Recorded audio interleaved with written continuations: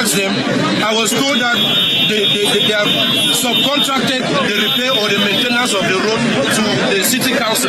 I went to the city council, nobody's ready to give me any good reply.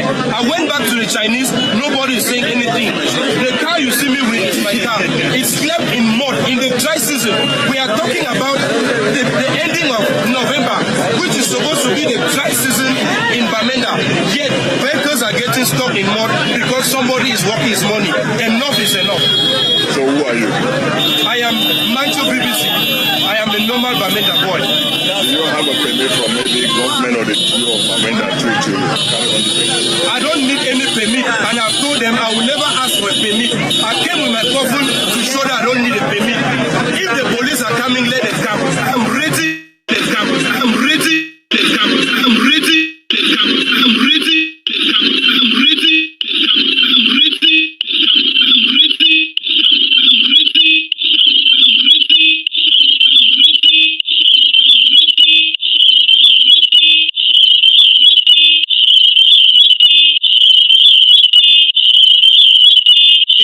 That you call yours, people can do what has been done to our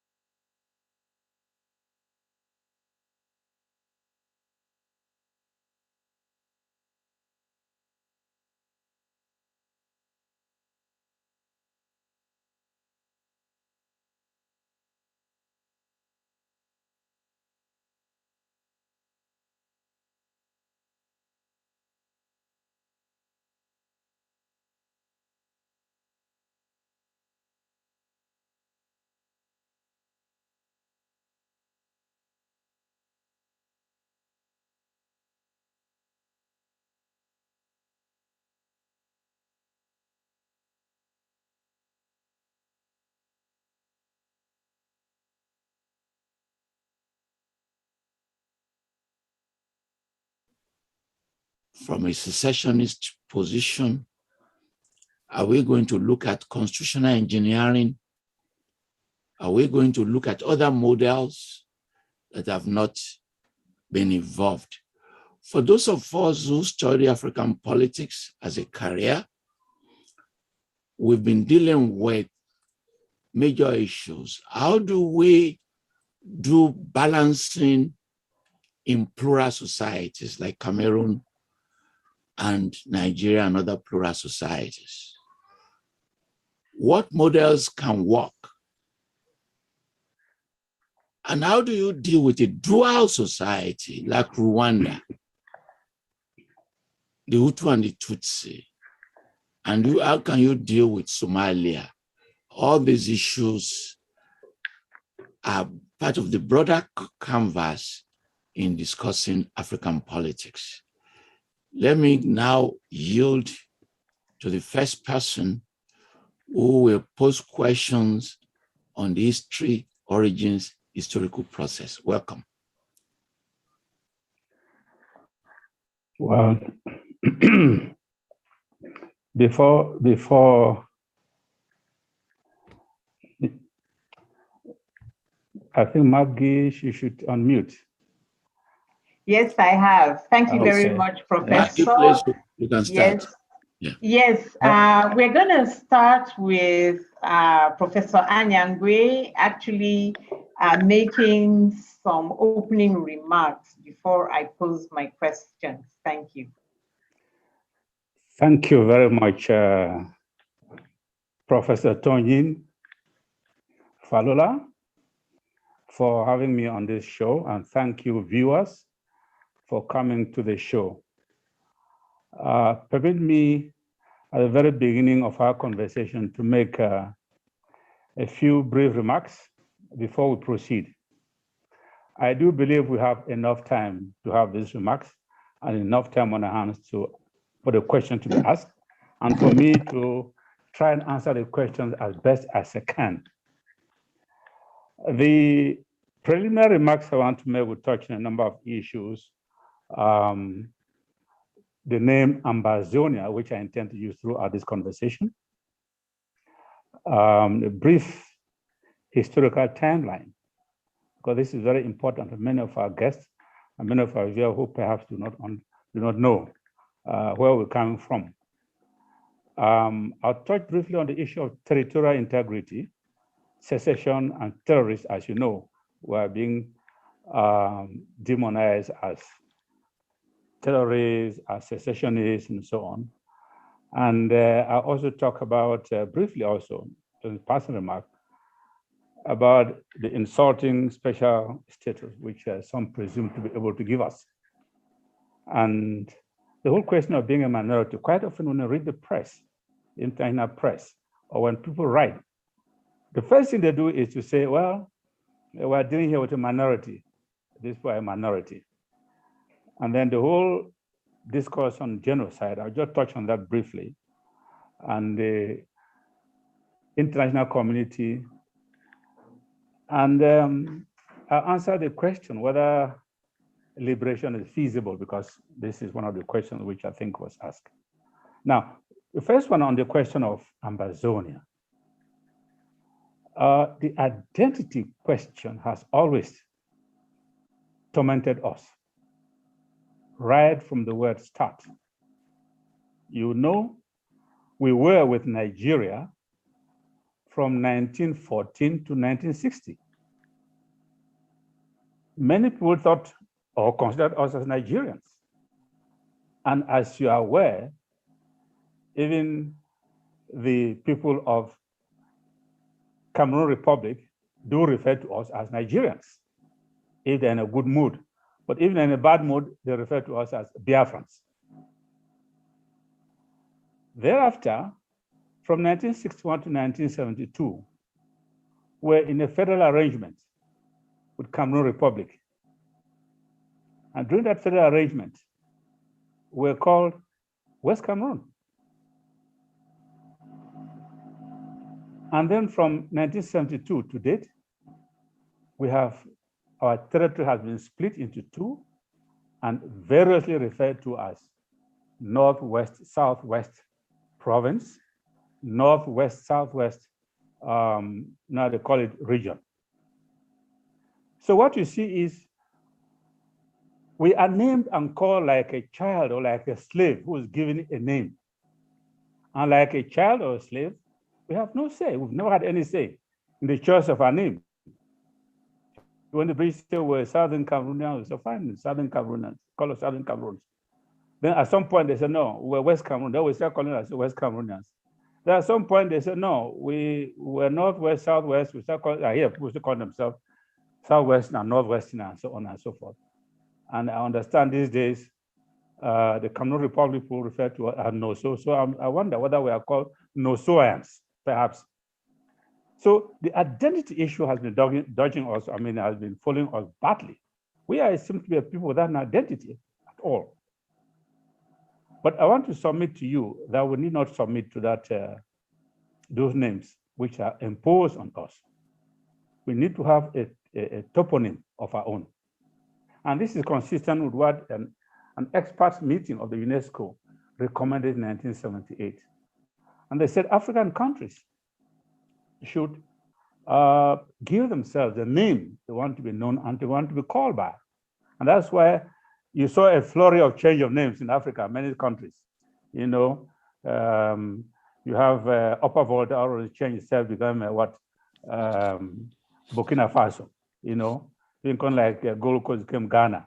And they had a flurry of countries just changing their names like that, which was consistent with the recommendation which was made by these experts. And so for us, part of our liberation is giving ourselves an identity once and for all.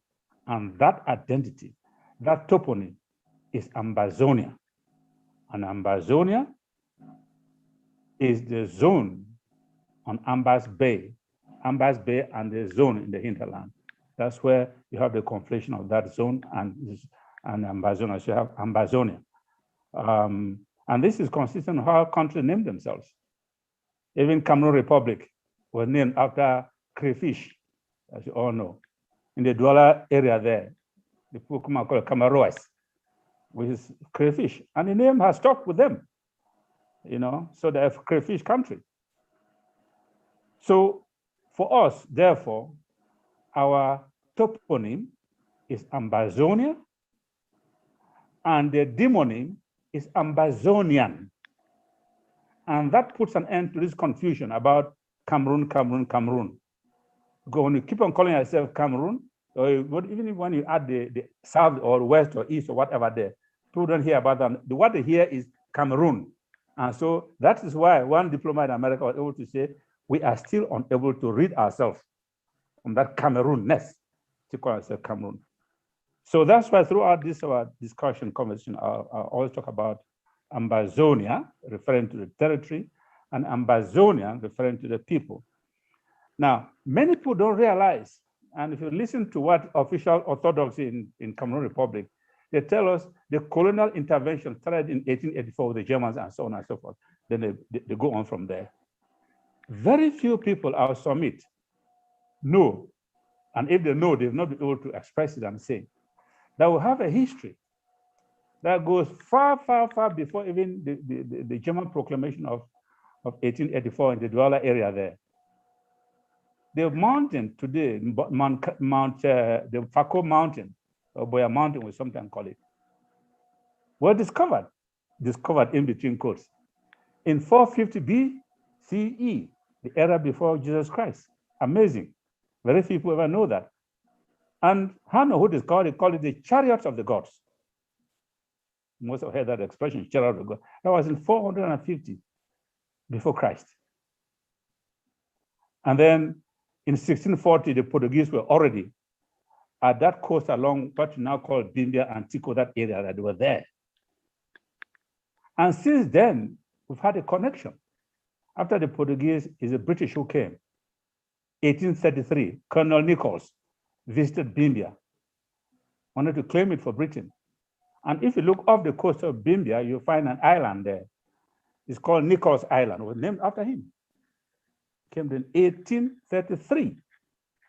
Then 1844, Joseph Mary came, Then you have that same year, there was Anglo-Bimbia Treaty. A series of treaties were signed between the British and the local chiefs from Bimbia through Victoria, through Victoria, Bota, Batoke, right up to Bamoso, concluded no less than 13 treaties,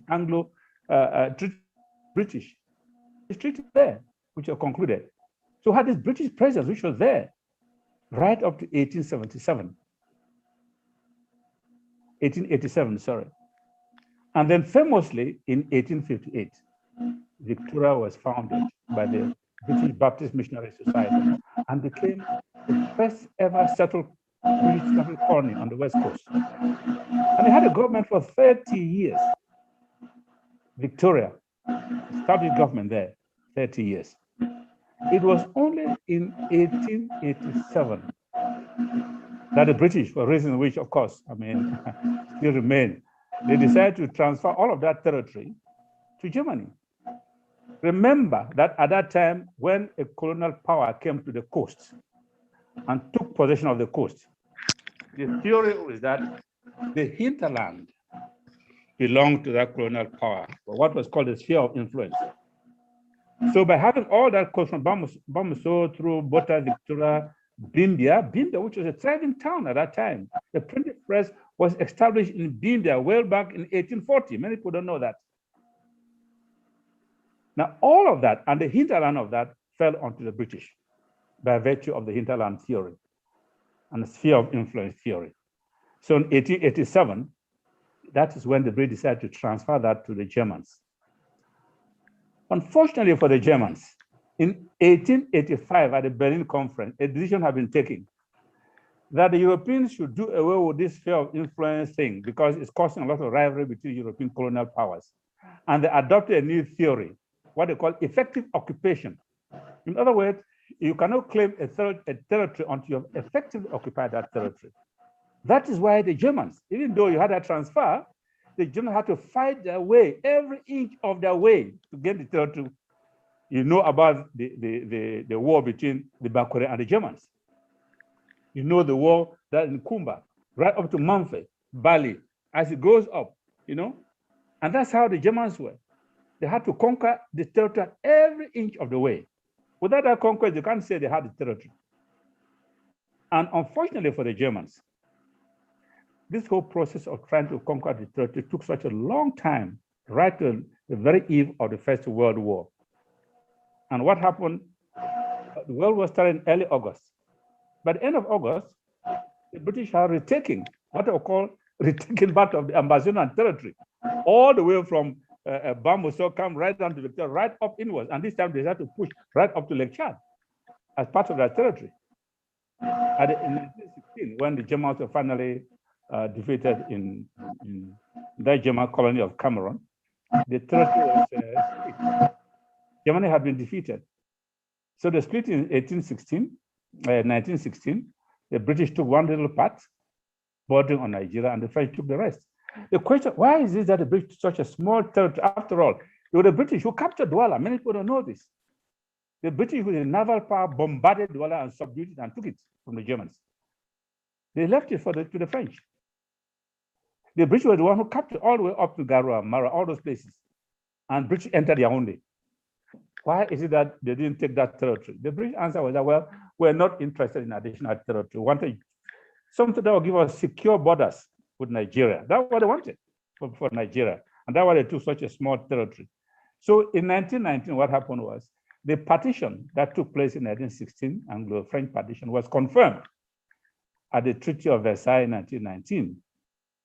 And that partition, again, was reconfirmed by the League of Nations in 1922.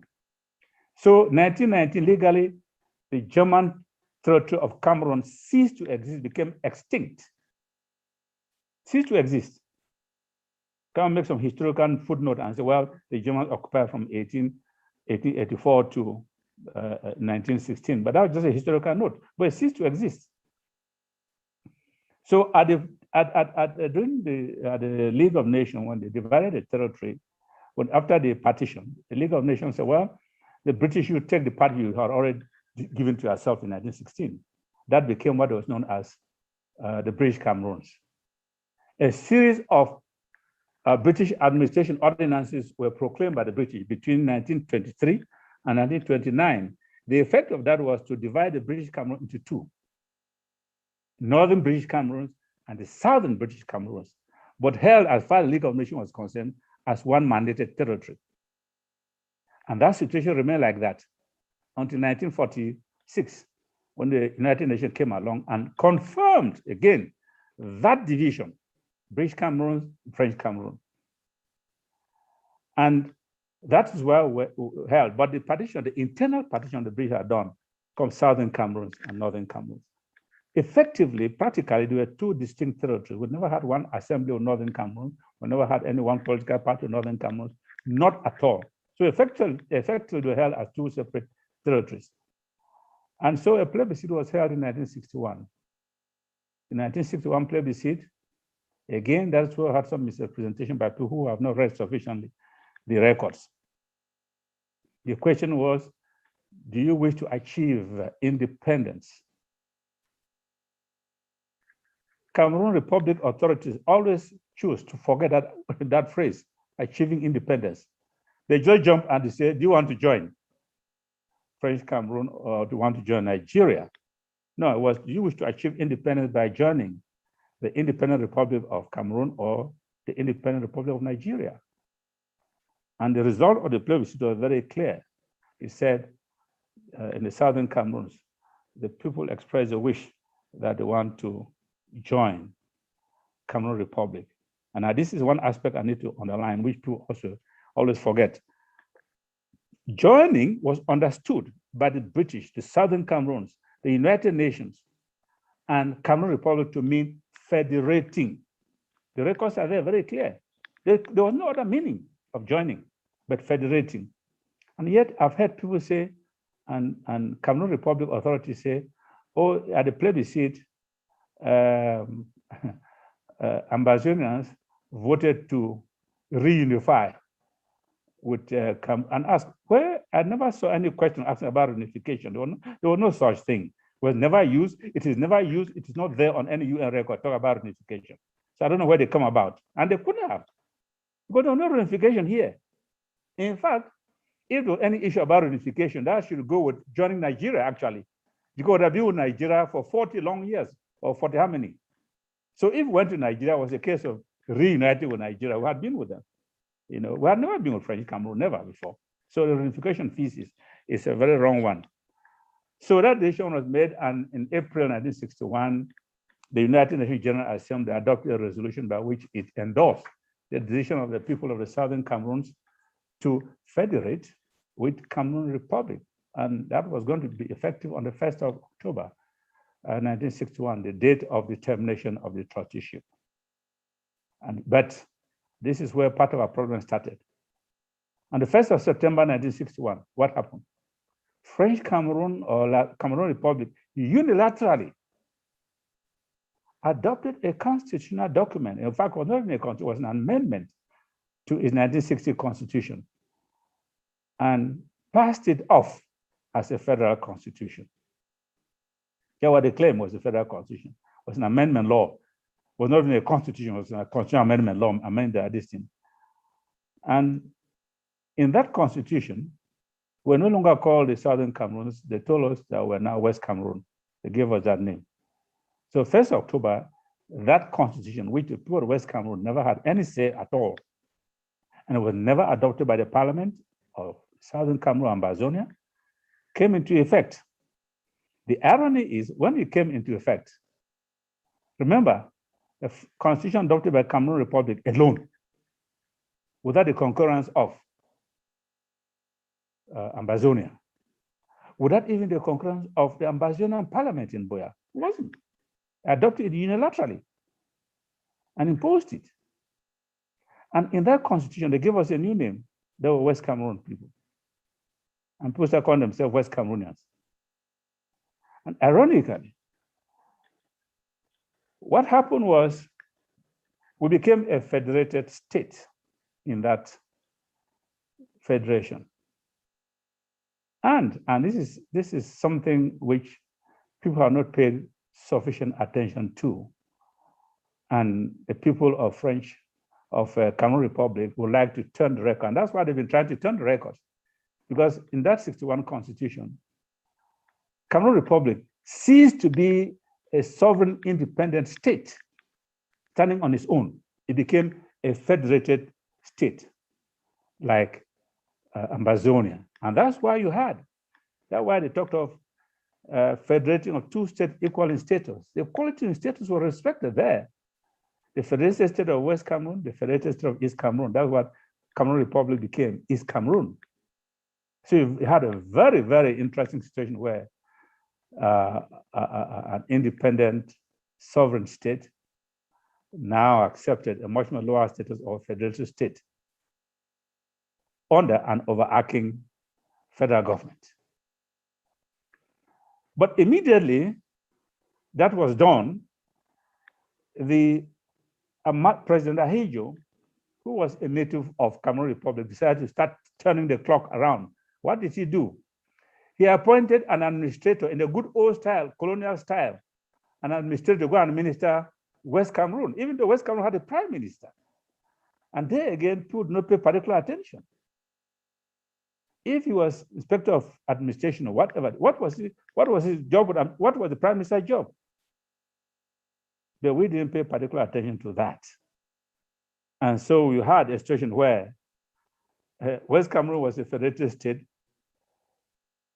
but at the same time subjected to administration of Cameroon Republic, who was president, hailed from there. We enjoyed that situation. Again, our people on questioning at that time, as they were, endured it, tried to make some petitions and so on, which were ignored. And in 1972, this time, after the administrator thing, nobody questioned, we didn't take any action. 1972, they decided this time, so well, better just take over the whole territory. And so they claimed that the instituting a unity state.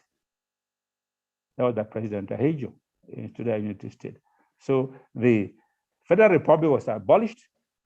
The Federated State of West Cameroon was abolished together with its government, with all government institutions, with all government things, were all abolished.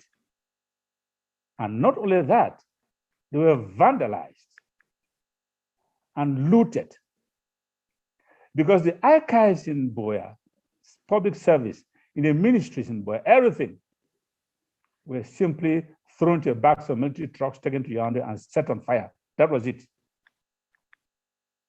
And they started going and occupying all those buildings. If you look around, there's no one single structure that Cameroon Republic has put up ever since. All they've been doing going around using existing structures, which they never even constructed. And that situation remained until 1982, when Ahidjo on leaving, President Ahidjo on leaving, appointed Mr. Biya as his successor as the president. And Biya took oath as the president of the United Republic. But 2 years later, Biya somersaulted. And Biya somersaulted. What did he do in 1984? He simply revived, conjured up La République du Cameroun. Remember, that République du Cameroun had died, had become extinct in 1961, did not exist anymore. So all of a sudden, like a magician getting a rabbit from his hat, popped up La République du Cameroun. Now that would have been okay if they popped La République du Cameroun and asserted a separate independence and so on. But the problem started when, after doing that, they laid claim to the territory of Ambazonia as part of the territory of La République du Cameroun. That's where the problem started. And then people were therefore able to say, you had seceded, and now you're proclaiming the formal annexation of Ambazonia. And so in 1999, President Biya decided to name, again, give us a different name now. Ahidjo has said we are now called Northwest Southwest provinces. President Hejo came now, Biya came now and said, no, we are not provinces. You are now North Southwest region. And right now, as we speak, they've changed that also. We're now called NOSO. And moving towards some special status. I don't know what the name of that special status will be. So under President Biya, the process of assimilation and Gallicization was intensified. And it reached a very, very intense level. So much so that in 2016, our people could take it no more. Ambassadors could take it no more. And the rest, of course, as you know, is history since 2016.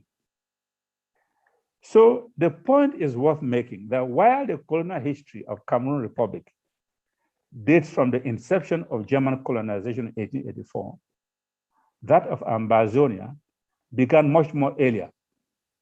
The colonial history of Ambazonia dates from 1833 with the British intervention, anti-slavery activity. So it is difficult to understand how anybody can say, if you look at our combined period of German, with the British, which count to about some 54 years before the German intervention. And then if you add the further period during the 1914 to 1961, you combine that, you find 100 years of British connection. And so how can anybody come and tell us that that should be discounted? And what should matter is the 25 odd years with the Germans. 25 odd years. Because from 1887, when the Germans took over, well, in law took over, but had to have effective occupation. And we know that up to about 1890 and so on, they were still struggling to have some community under them. And that's why this whole idea of all of us, Cameroon Republic and Ambazonia, starting off from 1884, does not wash at all, doesn't. Third thing I want to say is territorial integrity. This is something you've heard quite often. You know, some governments, they would tell you, oh, we respect the territorial integrity of Cameroon. And we had said it over, some people. And they use that as an excuse for saying, oh, therefore what we are doing is we are seceding. Even some say, that's why we are terrorists, because we refuse to respect the territorial integrity of Cameroon. But let me just say this. Territorial integrity is never claimed and enjoyed in a vacuum. It doesn't happen. It's never. It is enjoyed within a state-specific territorial framework. And that framework must be secured by international boundaries, backed up by treaties, international boundary treaties. Because once the boundary has been agreed, it stands. You cannot change it. At least not unilaterally. You have to change it. It has to be by agreement with the parties involved. Territorial integrity cannot be claimed and enjoyed by an amorphous entity. Cameroon Republic, at one point, its frontiers, its boundaries having frozen on 1st of January 1960, on the date it achieved independence from France. And then it claims that in 1961, its borders changed. They're claiming that they're still Cameroon Republic. No federation does not exist. I'll show later. That's what Aija was saying. It was still Cameroon Republic. So the borders now have expanded. Then as you go on, the borders shrink because Cameroon Republic ceased to exist. So the borders now cease to exist. Then all of a sudden, like a magic in 1984, Cameroon Republic reappears with borders now that include the borders, the territory of Ambazonia. No, you can't have a changing concept of territorial integrity. One moment it is this, next moment it is that, and so on and so forth. No, it doesn't work that way. At least that is not the understanding of under international law. That is not the understanding under the African Union Constitutive Act. And there, the African Union Constitutive Act is very clear that it proclaims the principle, the sanctity of borders existing on the date of achievement of independence. The sanctity of borders. Those borders cannot change. The borders were frozen on the day of independence. You now understand why Cameroon Republic has been running away from its Independence Day. Because if it were to foreground that, were to proclaim that, it has implications. So they run away. And they created a fiction, which they call 20th May. Because that 20th May followed after that colonized, taken over Ambazonia. So they can now claim that our borders go right to that place. That's the strategy they're using.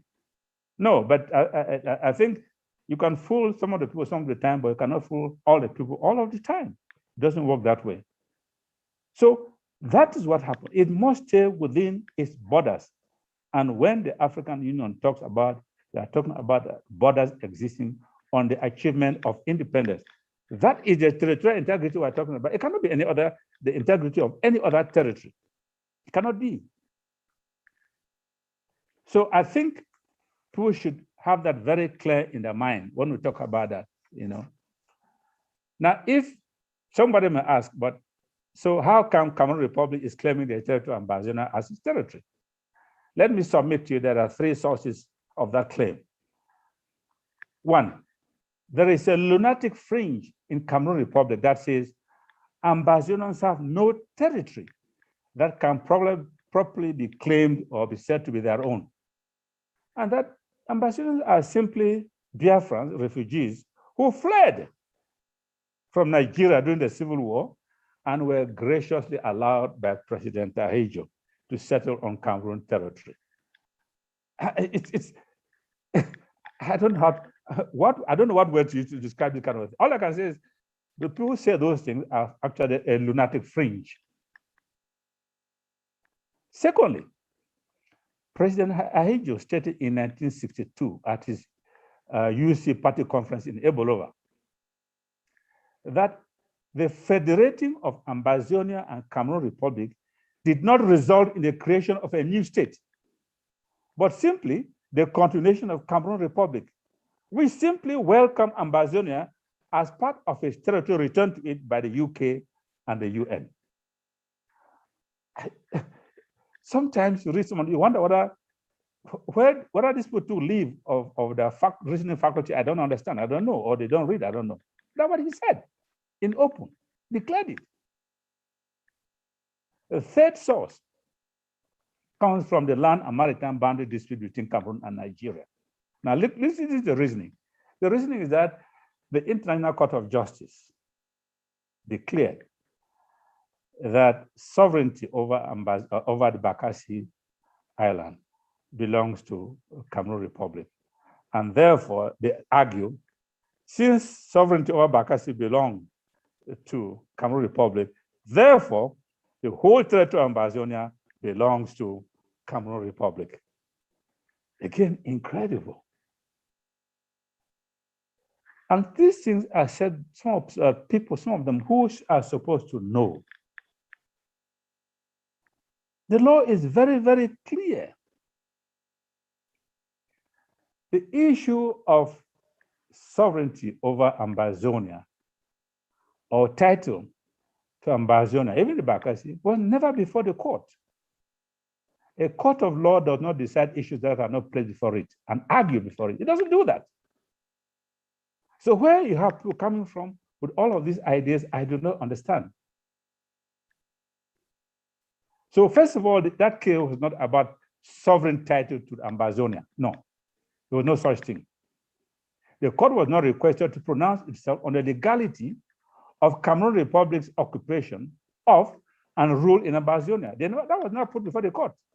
If that had been put, the court would have had to decide that point. It was never put before the court. Secondly, the issue of sovereignty over Ambazonia, or title even, to Bakassi was again never put before the court. Like I've said, courts do not decide issues that were not put before it and argued.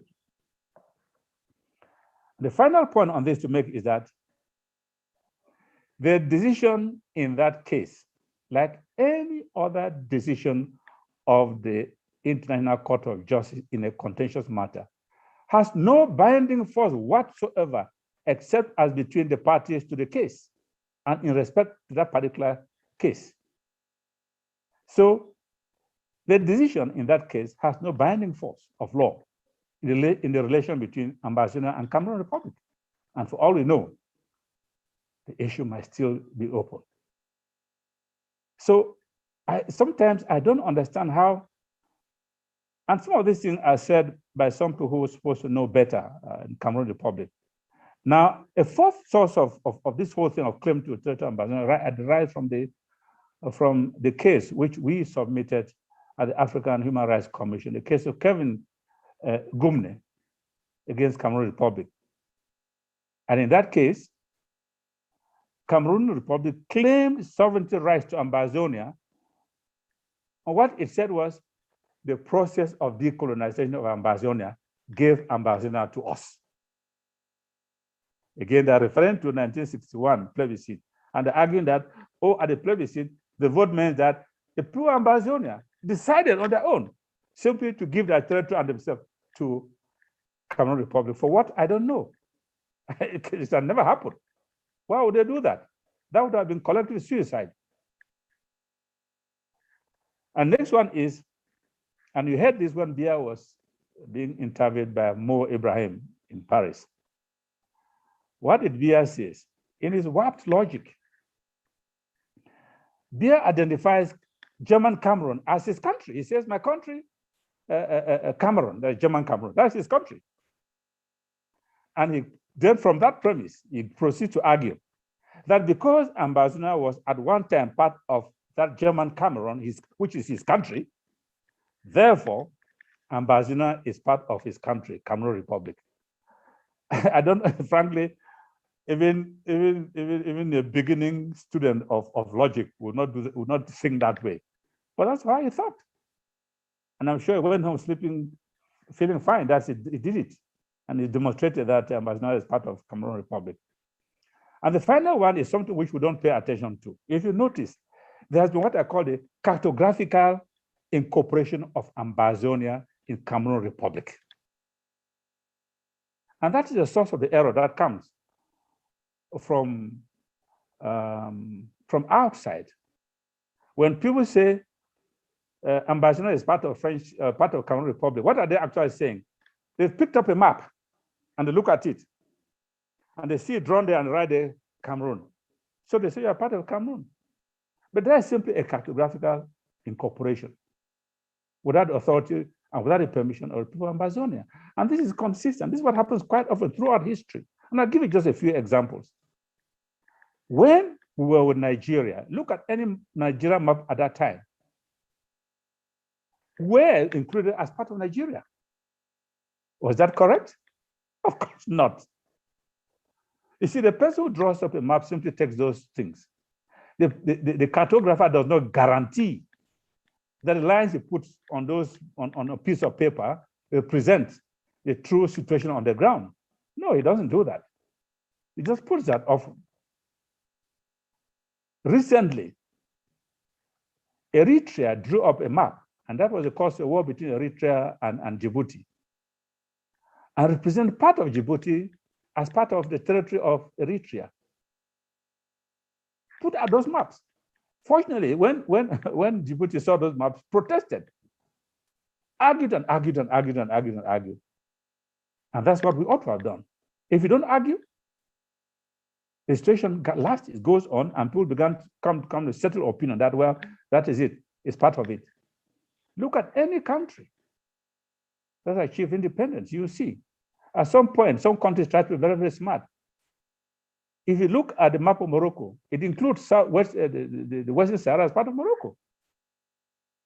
When part of Western Sahara was part of Mauritania, Mauritania map shows Mauritania as including part of that Western Sahara. This is what all expansionist and colonialist countries do. And they do that in the hope that the people concerned will not notice it and therefore do not protest. And when you don't notice it, the situation stays.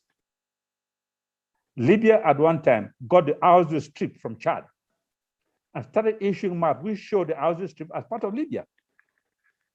But Chad was smart enough to detect that and to protest.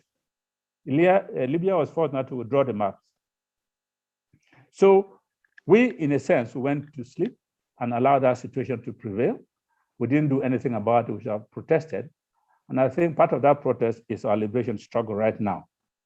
So all the things which you hear President Ahijo said, President Biya said, and all whatever things, the advisors, the French advisors, all is pure sophistry. The statements they make lack merit on every count, whether historical, legal, or cultural. They are all simply political intrigues. They are factually false, and they have very little substance. Again, question of secession. We have been called secessionists and so on, but let me submit to you. When you hear a country with alacrity refers to people as secessionists or as terrorists, that should be a clear indication to you that that is a colonial authority.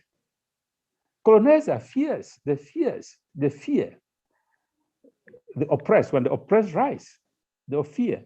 And one way of trying to discourage them is to raise up this bogey about secession in the hope that they can deflect the freedom fighters from asserting authority over their God-given territory. It has never worked throughout history. You can shout secession from morning till evening. Once people are convinced and they know you try to steal that territory, they will never be deflected and always they win. We've seen that happen throughout history. So it's not going to change here.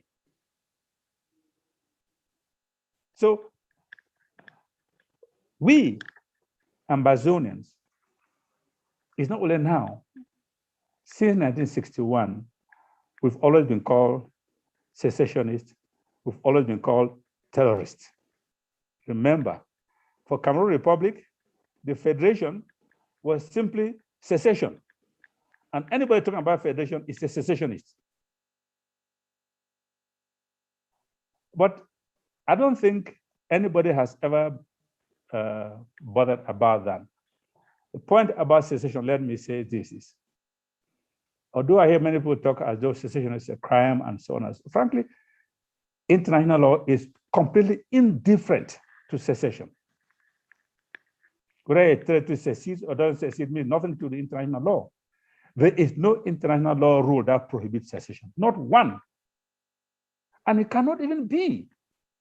Because if you look at history, we have now 193 or 95 or 94 UN member states.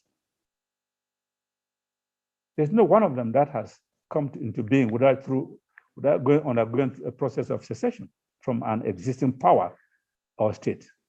They have. America seceded from the British Empire. All of African countries, they seceded and asserted independence. Because those colonial territories were in law the territory of the colonizing power. And when you got independence, you secede. Sometimes the secession is consensual, you agree, between the colonial authority and the oppressed people. Sometimes it is by force. In both cases, it is still secession. So international law can never prohibit secession because it's a normal evolutionary process under the human condition of states. Once, by saying that, I'm not saying that international law encourages what you may say secession or whatever. It doesn't encourage it. It doesn't prohibit it. And once a seceding entity establishes itself, international law always recognizes it. That's part of international law. You can't change it. And for people, for the record, let me just tell people that Ambazonians were very much aware of the possibility of us having problems with Cameroon Republic on this score. And what did they do? At Fumban inconclusive meeting, you recall, the Ambazonian delegation submitted that in the framing of the federal constitution, the future, there must be inserted in that federal constitution an exit clause, right? You call it a secessionist clause. They insisted on that. There must have to be. President he just scratched his head, went up and down and so on. And then said, okay, we can look for a compromise. What was the compromise? Cameroon Republic had insisted that in their constitution, there must be written the clause, what they call one and indivisible inside. The ambassador delegation said, we are not interested in one and indivisible. We want an exit clause. So the people of ambassador can leave when we feel that we're uncomfortable with this arrangement. So the compromise, we arrived, I was say, okay. Ahijo, you remove your, Ahijo said he will remove his one and indivisible thing. And the ambassador said, okay, we will not insist on this exit clause, we trust you on this.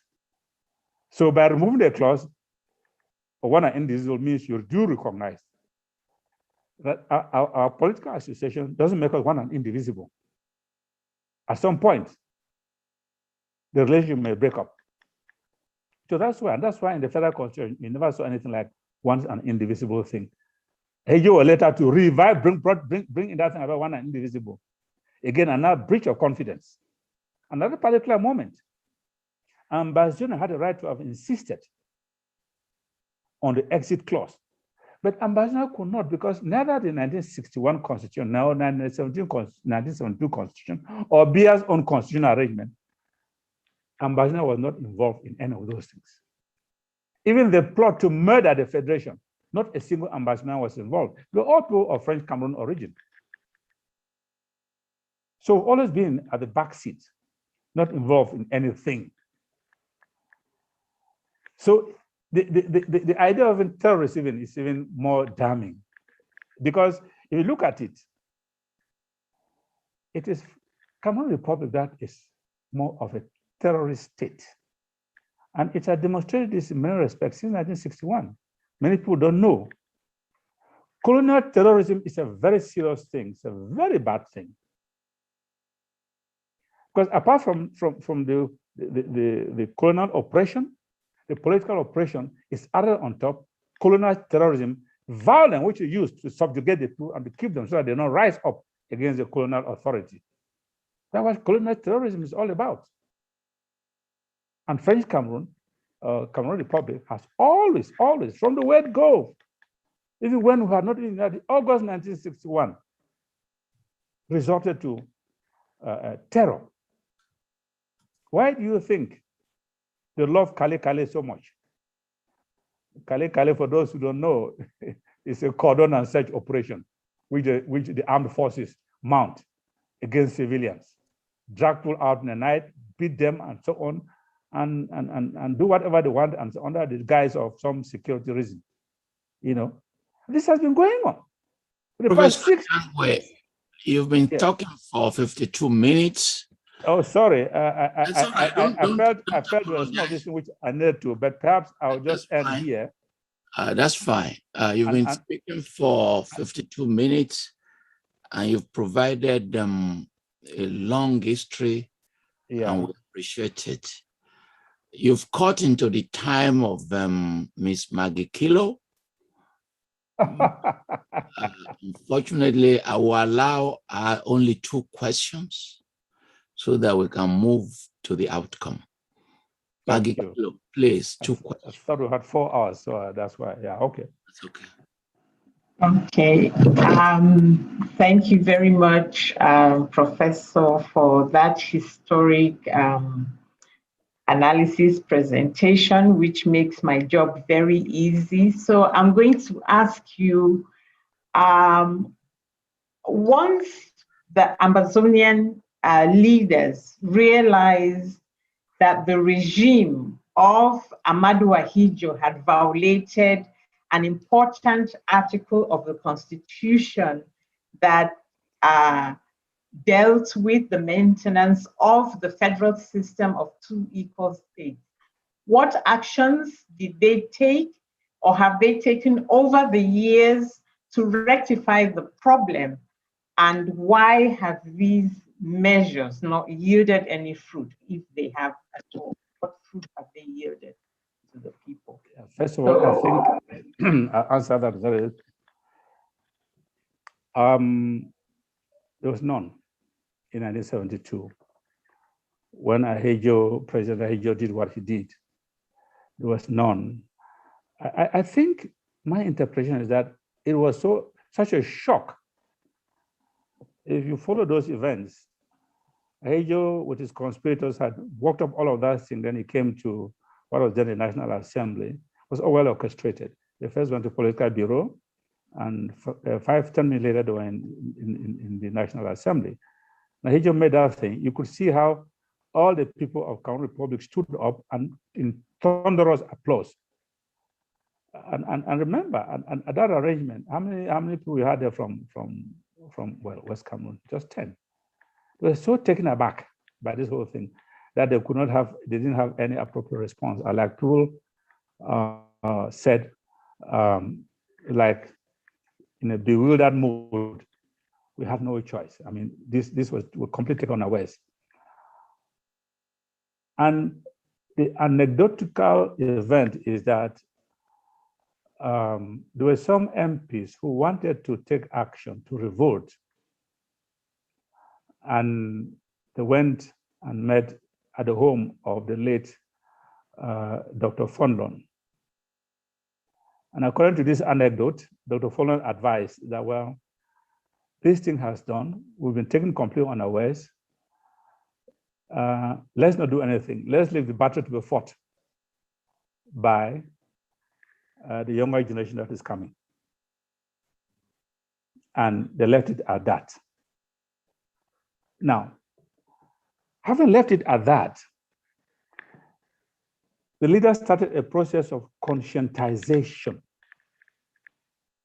to make our people, the younger generation, realize what happened, because the whole story about our federating with French Cameroon was all in one whole mix. Nobody knew clear-cut ideas and so on. So it was important to start educating people, telling them that exactly what happened at the UN, what happened with the plebiscite, what happened with joining or federating with the Cameroon Republic, from the abolition of the thriving multi-party system in what we call West Cameroon in those days, in 1966, the promulgation of by decree of the famous subversion ordinance, the equivalent of a terrorism law in a modern context, and then leading right up to what happened in 1972. And that process of conscientization went on, and that is why subsequently you found people started thinking, and the SDF was able to come.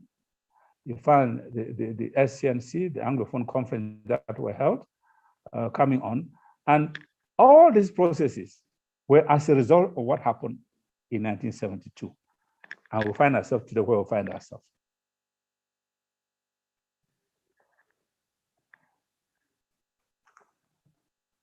My next question has to do with territorial integrity. And yes, I'm going to combine it actually with the relationship between Francophones and Anglophones in the marginalization. So Yaoundé often argues about territorial integrity of the two parts of the country coexisting. But we see that one and indivisible doesn't really work, because we've had Ethiopia and Eritrea split, we've had Sudan and South Sudan split, and we are seeing the situation between Somaliland and Somalia. So the only federation that remains intact today is the Tanganyika-Zanzibar, which is today's Tanzania. Even the arrangement between Senegal and the Gambia in the 80s failed. So when we talk about territorial integrity in the current situation in Cameroon, what is it that the Southern Cameroonians can use to say this territorial integrity that you're talking about doesn't really make sense? But, and I add the marginalization issue, because you have 80% and 20%, and just recently we saw the appointments in CRTV where Charles Ndongo, a junior, less educated director general than all the Anglophones who work in CRTV, says out of 17 directorate positions, he couldn't find a single Anglophone to take up a directorate position in CRTV. So when you look at that marginalization and you see the way Anglophones who work in the system in La République say that they don't see themselves working or living in a free, independent Southern Cameroons, yet they don't realize, how do you convince them that every single position in Southern Cameroons, in an independent Southern Cameroons, will be managed by Southern Cameroonians? We will never, never, never have to talk about Francophones and Anglophones with the 20% being marginalized in our own country. Thank you. Thank you very much. You have wrapped so many issues in that one question, so many, and very critical issues for that matter. Let me start with the last issue about the appointments. What happens in a foreign country is not a business of Ambazonia. The first thing, I think Ambazonians who live in that foreign country will realize that every country is free to hire heads and hands from anywhere it wants to. When it does that as a matter of favor. The appointee is not got as a matter of right. It has no right, has no entitlement, and therefore can always not be appointed, or if appointed, can always be thrown out at any time. It's not like you're a national who can say, well, I have the right to this employment and so on. You cannot assert it. That's always been. So foreign countries do that. That's why Joseph, a Jew, was able to rise up to the position of prime minister in Egypt.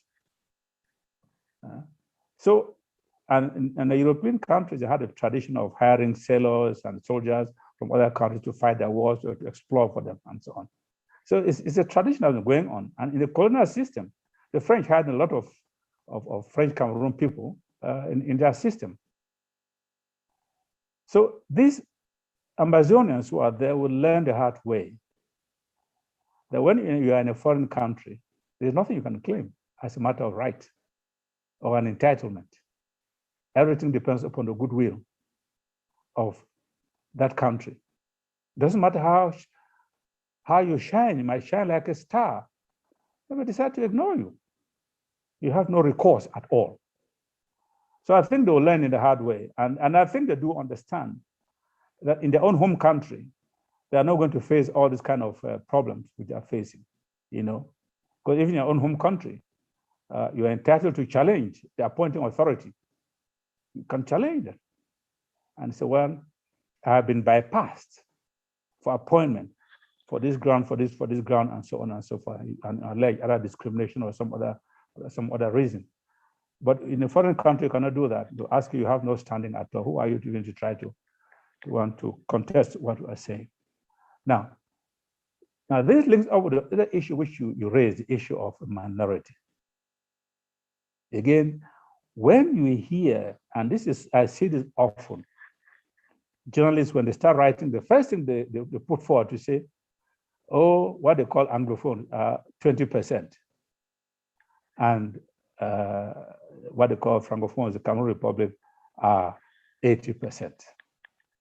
When anybody starts a discussion on that premise, know that it is already tilted. You cannot win. As a minority, you can never win. And they will tell you that it's democratic enough that the majority will carry the day. And that if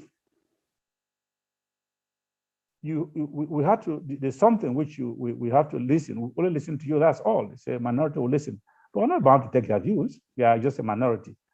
And that's why French Cameroon has been able to say that we cannot dictate to them, what they call dictating, we cannot dictate to them, we can't impose on them, we can't tell them how to organize their society. We can't tell them what constitution they need to frame. And that's because you're a minority. And now this minority issue sprung up for us only after 72. During the federal system, you would never hear people saying, oh, West Cameroon minority, whatever thing. The writers may point out, but it was not there in the common discourse for the simple reason that in every federation, the federated states are not demographically the same. And they are not also in terms of population, in terms of size, they are not the same. So why would you start calling some people that are a minority in that federation? You can't. So this whole discourse about minority came out of 72. And why did it come out 72? Why did it come out so strongly? Why is that Cameroon Republic always reminds us that what they're saying in the fact that you are a nobody. In this arrangement here, you are nobody. If we give you something, it's a matter of grace. Just because we want to. You have no entitlement here. You are just a small minority. And so one of the ministers was able to dismiss the protest by our people by saying, you are just two small cubes of sugar. You can easily be melted in water. That's what he said. Who are you even? What have you got even? So a minority status is a very, very bad situation. That is something which I always oppose. Never you call Ambassadors a minority. Minority in comparison to what? Everybody is a minority in relation to some other thing, or to some other person, or some other territory. Surely, if we were to compare Cameroon Republic with Nigeria, for example, it's a minority. So why do you go into all of that? So for me, I don't even accept that kind of a logic. Now, the other issue you raised was in relation to territorial integrity. Like I said, when international law, specifically when the African Union talks about the territorial integrity, it is referring to the territory which a state had on the date of its achievement of independence. That is a territory you have. You can't lay claim to any other territory. You cannot. If a subsequent modification, it must be by law, international law, and then there will be border adjustment. I'll give a clear example. The borders of Nigeria, for example, became frozen on the 1st of October 1960 when they achieved independence. But there was a subsequent modification of that border as a result of the Northern Cameroon deciding, and this is sometimes people don't see this thing, deciding to integrate as part of Nigeria. That is the offer that Nigeria made to them during the plebiscite, and they accepted that offer. We are going to be part of Nigeria. And so the border was adjusted to include. So the picture of Nigeria's territory is no longer, if you look at it, is no longer on the 1st of October 1960, but on the 1st of June 1961. There you captured Nigeria's territory at that particular point. And there were treaties that were signed, entered into between the government of Nigeria and the British. And the British were very, very clear that we are saying with this agreement that as of 1st of June, we regard Northern Cameroon as part of the territory of Nigeria, and Nigeria should make a constitutional adjustment to welcome the Northern Cameroon into the Federation of Nigeria. The treaties are there. You don't have a comparable situation with regards to us and Cameroon Republic. There's no such comparable situation. So Cameroon Republic must respect the sanctity of its borders as it existed on the day it achieved independence from France. There has been no other arrangement. After the plebiscite, there was no treaty signed between the British and France or Cameroon Republic saying, we recognize the Southern Cameroon as now part of the territory of Cameroon Republic, and therefore admit the Southern Cameroon as into Cameroon Republic. And they could never have been. Because if you look at the history of all of those things, the arrangements, the agreements which the Southern Cameroon entered into and entered with the Cameroon Republic clearly was in the federation. And anybody who talks about a federation, you are talking about the coexistence side by side of states. It's not a question of some state integrating into another state. That is no longer a federation. That should be an absorption. It's not a federation. So people must have this very, very clear in their mind now. This whole thing is clear. And I believe even the lawyers on that side, Cameroon Republic, say, I do understand these things. But for political reasons, they want to promote the fiction, the lie that Ambazonia, after 11th of February 1960, became part of French Cameroon. I've always asked, and I'm yet to see somebody produce the evidence.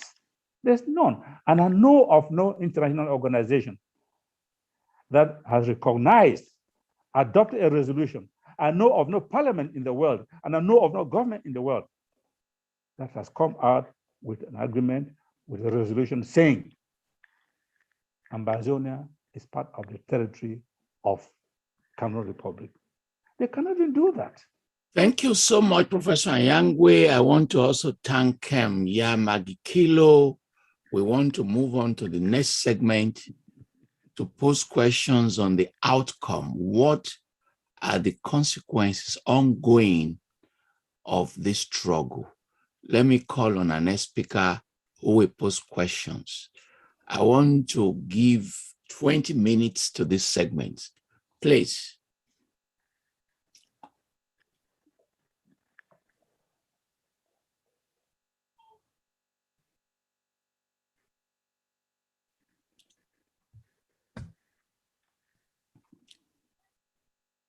Okay, Judith, please, can you unmute, please?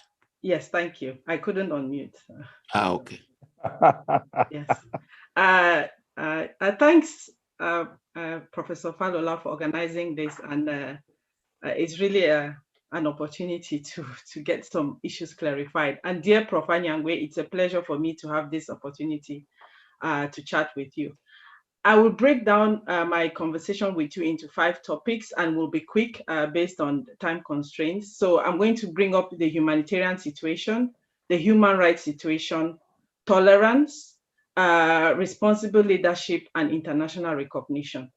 So I'm going to start with the humanitarian situation. I'll just give a brief, and then with a series of questions that I think you will just group them together.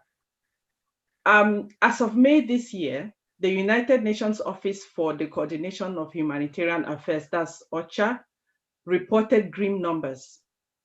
2.2 million people affected, 712,000 internally displaced, 67,000 refugees in Nigeria.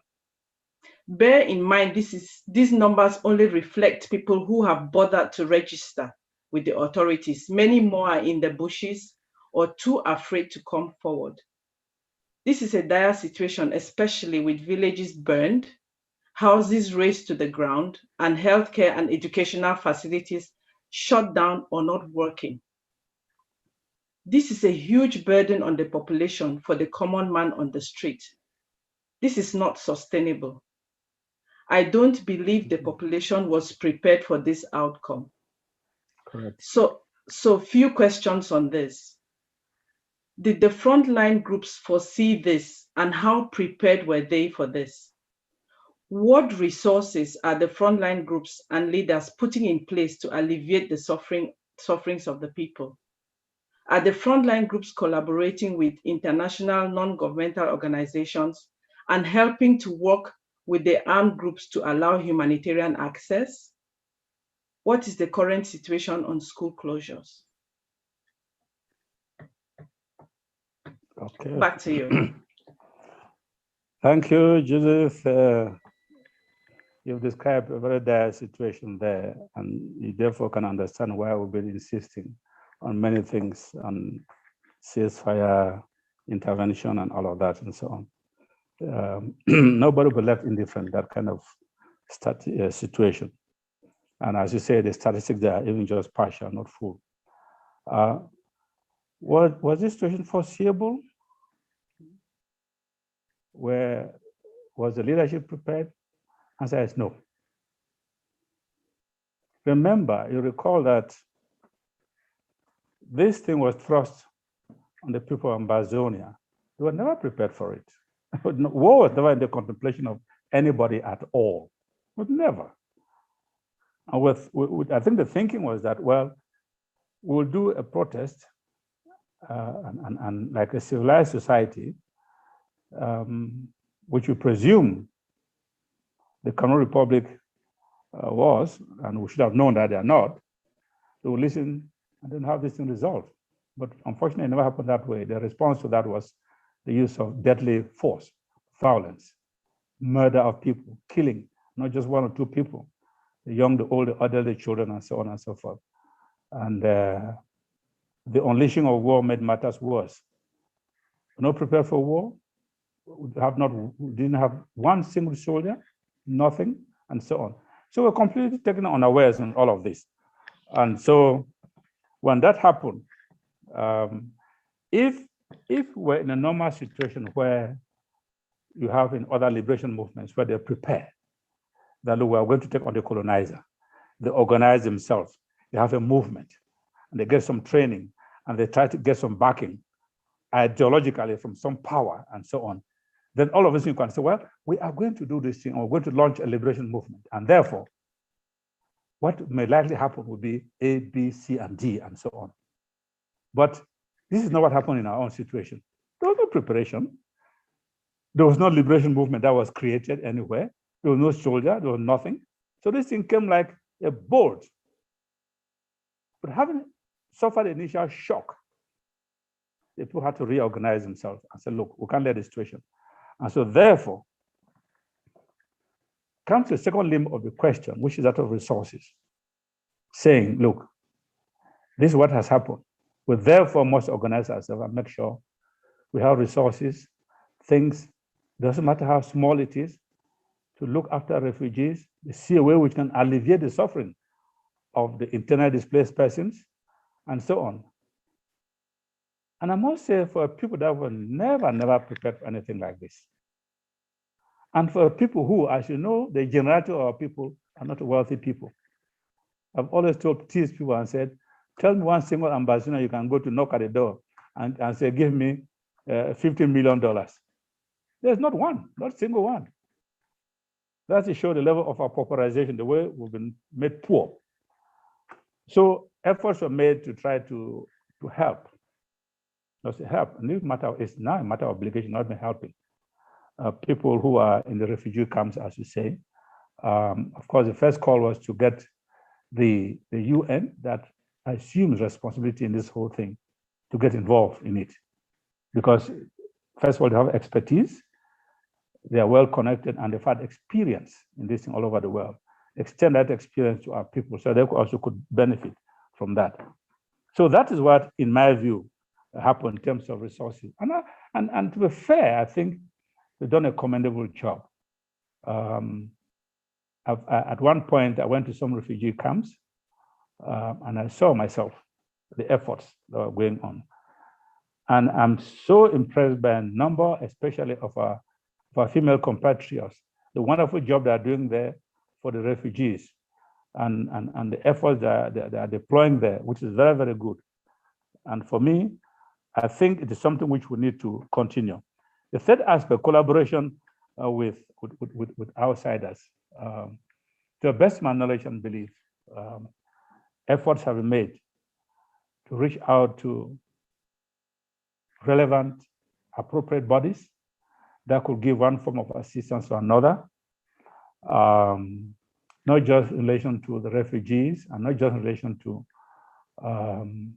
internally displaced persons, but also to alleviate suffering on the ground, on ground zero, to make sure that even as the war goes on, people have their homes burnt, villages have been burnt, hundreds, we're talking about hundreds of these things, homes and villages burnt, and also the treatment of those who have managed to survive after being attacked and killed. And this effort, sometimes, and I think you have to, and I do understand, some initial hesitation because of suspicion, that in some instances, there's some suspicion we need to overcome before people can be comfortable and say, okay, fine, we need some international outsiders to come and provide this assistance. But once that hurdle has been cleared, and that idea of suspicion has been allayed, and I think there has been collaboration in that respect. Of course, there's still a lot that needs to be done in that respect. There are still, and I'm aware that they still talk with some other organization, referring here specifically to one limb of the UN system that says they want to go down there and provide help. The problem has been trying to ascertain what exactly they want to do. Because we take the view that you can't talk about rebuilding, reconstruction, when the war is ongoing and destruction is going on. So once you can clarify what the concept of reconstruction means, and I think, in my view, that the relevant organization go ahead with this because of that initial suspicion that was there. You said the current, I think the current word, I get that when I just unmute.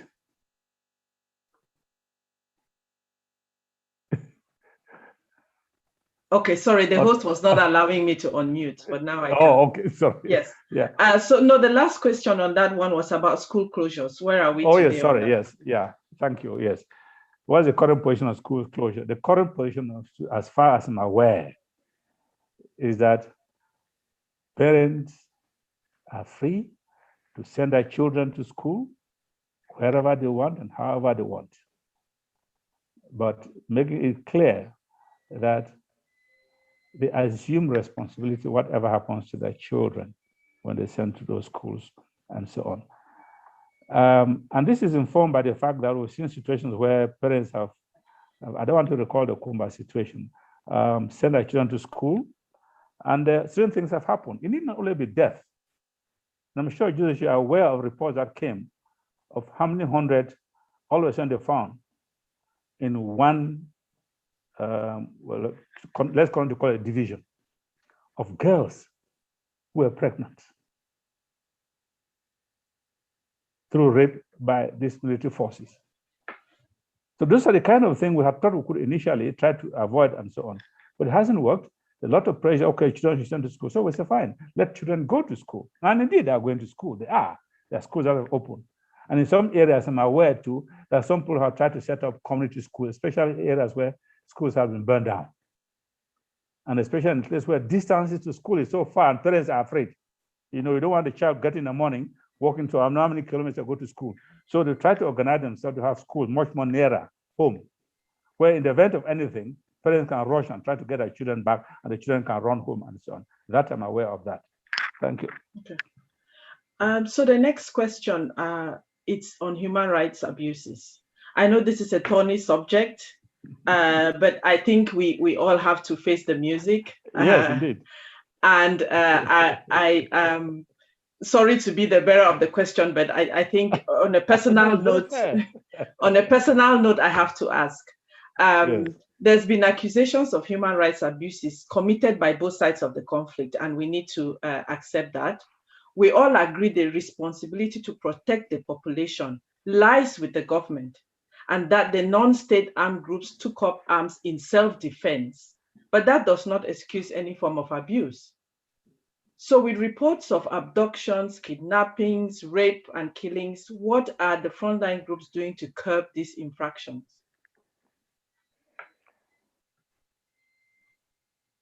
First thing you must realize is that we are in a situation where the territory concerned is under belligerent occupation. There's a force that is in occupation. There's a force, there's a power that is in occupation. There's a power that is administering the territory. There's a power that under international law is responsible for the civilian population for all their needs and so on. So that's the first one must bear in mind. And that occupying power must bear a responsibility in that regard. That said, the point you make is absolutely correct. there are human rights abuses being perpetrated, not only by the occupying forces, but also by some freedom fighters. Now, that must be qualified, because sometimes it becomes very, very difficult to know whether they are true freedom fighters who committed those atrocities, or they are just groups that have been set up to do that. And we know very well that is one fighting strategy we all colonial authorities have. The French use it very much in Algeria when they're fighting the Algerians. They set up groups, use other Algerians, set them group up, perpetrate crimes, and blame it on the Algerian National Liberation Front. And this has been used also in other countries when the colonial authorities do that. So we are aware of that, we know that. That being the case, and given the difficulty of trying to distinguish who is who in this whole thing, we believe, and we've made it very, very clear, and I think the leadership has come out to say so, condemning all those acts, at least from our side, and say that this is unworthy of our freedom fighters. We can't say we're fighting for freedom and at the same time causing all this kind of horror to our own people. That statement has come out not once, not twice, but thrice. Now, the problem, of course, is operationalizing it on the ground.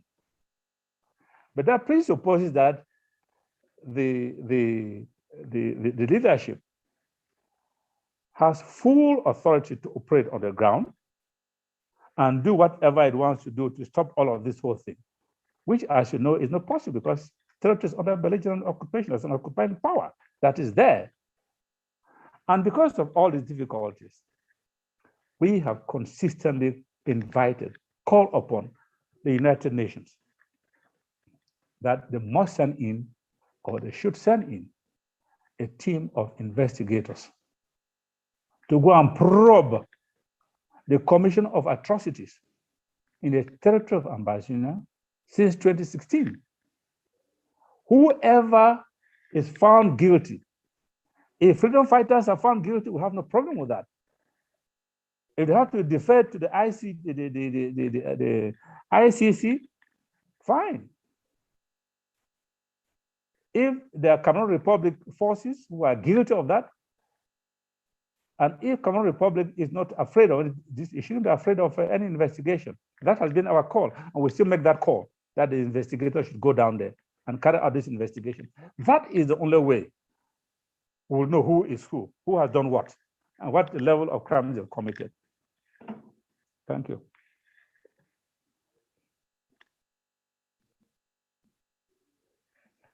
Is there something I missed? Yes. I missed no, that's fine. I was going up because I keep being muted, so I need to unmute myself. So my next question is on tolerance. There's this phenomenon where any Southern Cameroonian or someone who doesn't want to fall under the umbrella of Ambazonia, or any Anglophone who does not believe in Ambazonia, is seen as the enemy within, is termed a black leg, a traitor, and is treated with abuse, social media trolling, threats, and sometimes even death. How can the leaders convince the world that Ambazonia will be a tolerant society where different views are welcomed? Will some people become marginalized or threatened within the new Ambazonia because of their own views? No, I don't think so. And I think in a sense, it's unfair to judge the future society we want to build by what is happening now. In many countries that have had the same experience like we have, or we're having, they've had the same thing. And it is not because of certain of those experiences during the wartime that you think it's going to happen in the post liberation period. Indeed, the things you describe, I mean, tolerance is one of the virtues which we pride ourselves in as part of our culture. Now, do you remember? That's why we had a multi-party system. And we have a culture of challenging authority. We have that culture. We have a culture of demonstrating. We have that culture. So I'll be very, very surprised if after liberation, you try to suppress dissenting views. No society ever grows without dissent. Because it's through having dissenting views that you're able to see yourself. Because without those views, you go unhappy, you think that you're fine. But the dissenting views come and you realize that, well, you see, maybe I didn't get things correctly here, and you're helped in that way. But I must emphasize that the expression of dissent must be responsibly done. And to the best of my knowledge and belief, at least from what I know, I'm not aware that the people I know would go out to say, just because you express a dissenting view, just because you do not align the liberation struggle, you are necessarily an enemy. What I've heard people say, the term enabler being used, a collaboration is being used, precisely that it is not because you say, I don't want to get involved in this liberation struggle, I take a different view. The problem comes when you now desire to actively get involved against the liberation struggle. And at that moment, they call you an enabler, a collaborationist. There are thousands and thousands of people who perhaps don't believe in liberation for one reason or another. And they stay quiet, they keep their views. But they don't go out to say, well, I don't believe in it, and therefore I'll destroy their own belief. So that's why those people, of course, will be called enablers. So I will be the very last person to encourage pursuing people just because of perceived views and so on. And I want to reassure the viewers and the international community that as far as I'm concerned, I'm speaking for myself, and I cannot purport to be speaking for, for the whole district. I don't think it will be proper to try to suppress people, their views. And if you want to know, Judith, one of the things, and I've expressed this view to many people, one of the very first things I would like to see in Ambazonia is a very active civil society. But we saw it in the Hutu-Tutsi crisis, how those who disagree within their group were macheted to death. So in that big crisis, if you are Hutu and you made words of caution, you're going to lose your life.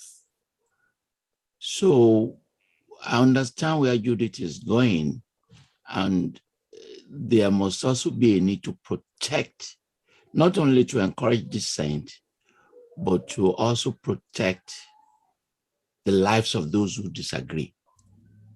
I agree.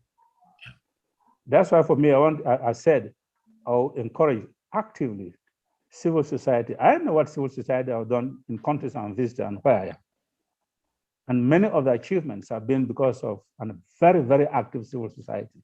Without that, frankly, the government will just go to sleep and do what they want to do.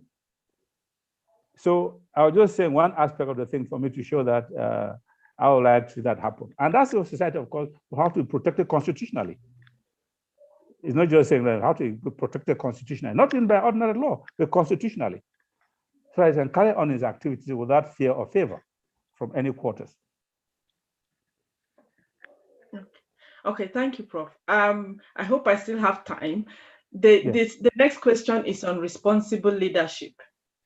There are some within the international community who actually sympathize with the Southern Cameroonian cause, and they understand their plight. They understand the history of Ambazonia and the marginalization. However, looking at the war situation, at the current Ambazonia leadership and the way the struggle has been executed and managed so far, with different factions even fighting each other, this is actually throwing doubt in some minds about whether the current leadership has what it takes to run a free and stable Ambazonia. What do you have to say to such people? Do you think the leaders are ready and capable of managing and leading a free and fair country? In a sense, it is in a sense very unfair to judge future leadership in Ambazonia from what is happening now. That presupposes that those we identify as leaders now are necessarily going to be the ones to run the affairs there. It might not be the case. It might be, it might not be the case. I'm not too sure. I don't know. I'm not God. we don't know. We are going with what we have. Crystal ball. All right, we are going with what we have, right? Yeah.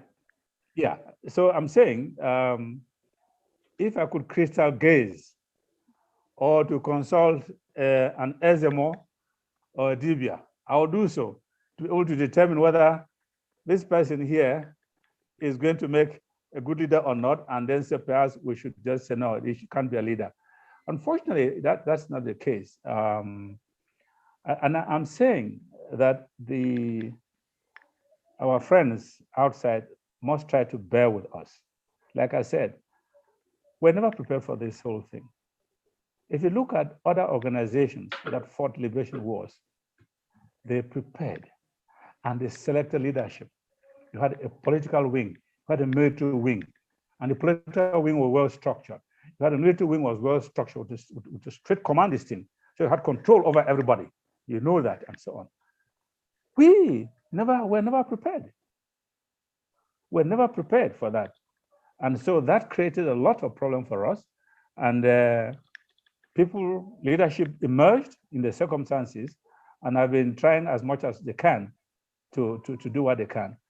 So I want to reassure, speaking for myself, remember, I do not purport to speak for the whole of Bazione. I can always express my personal view on where I stand, that a little bit of tolerance is needed. If it's possible for us to go to a shop that sells leadership, good leadership, we'll go there and buy that good leadership and say, fine.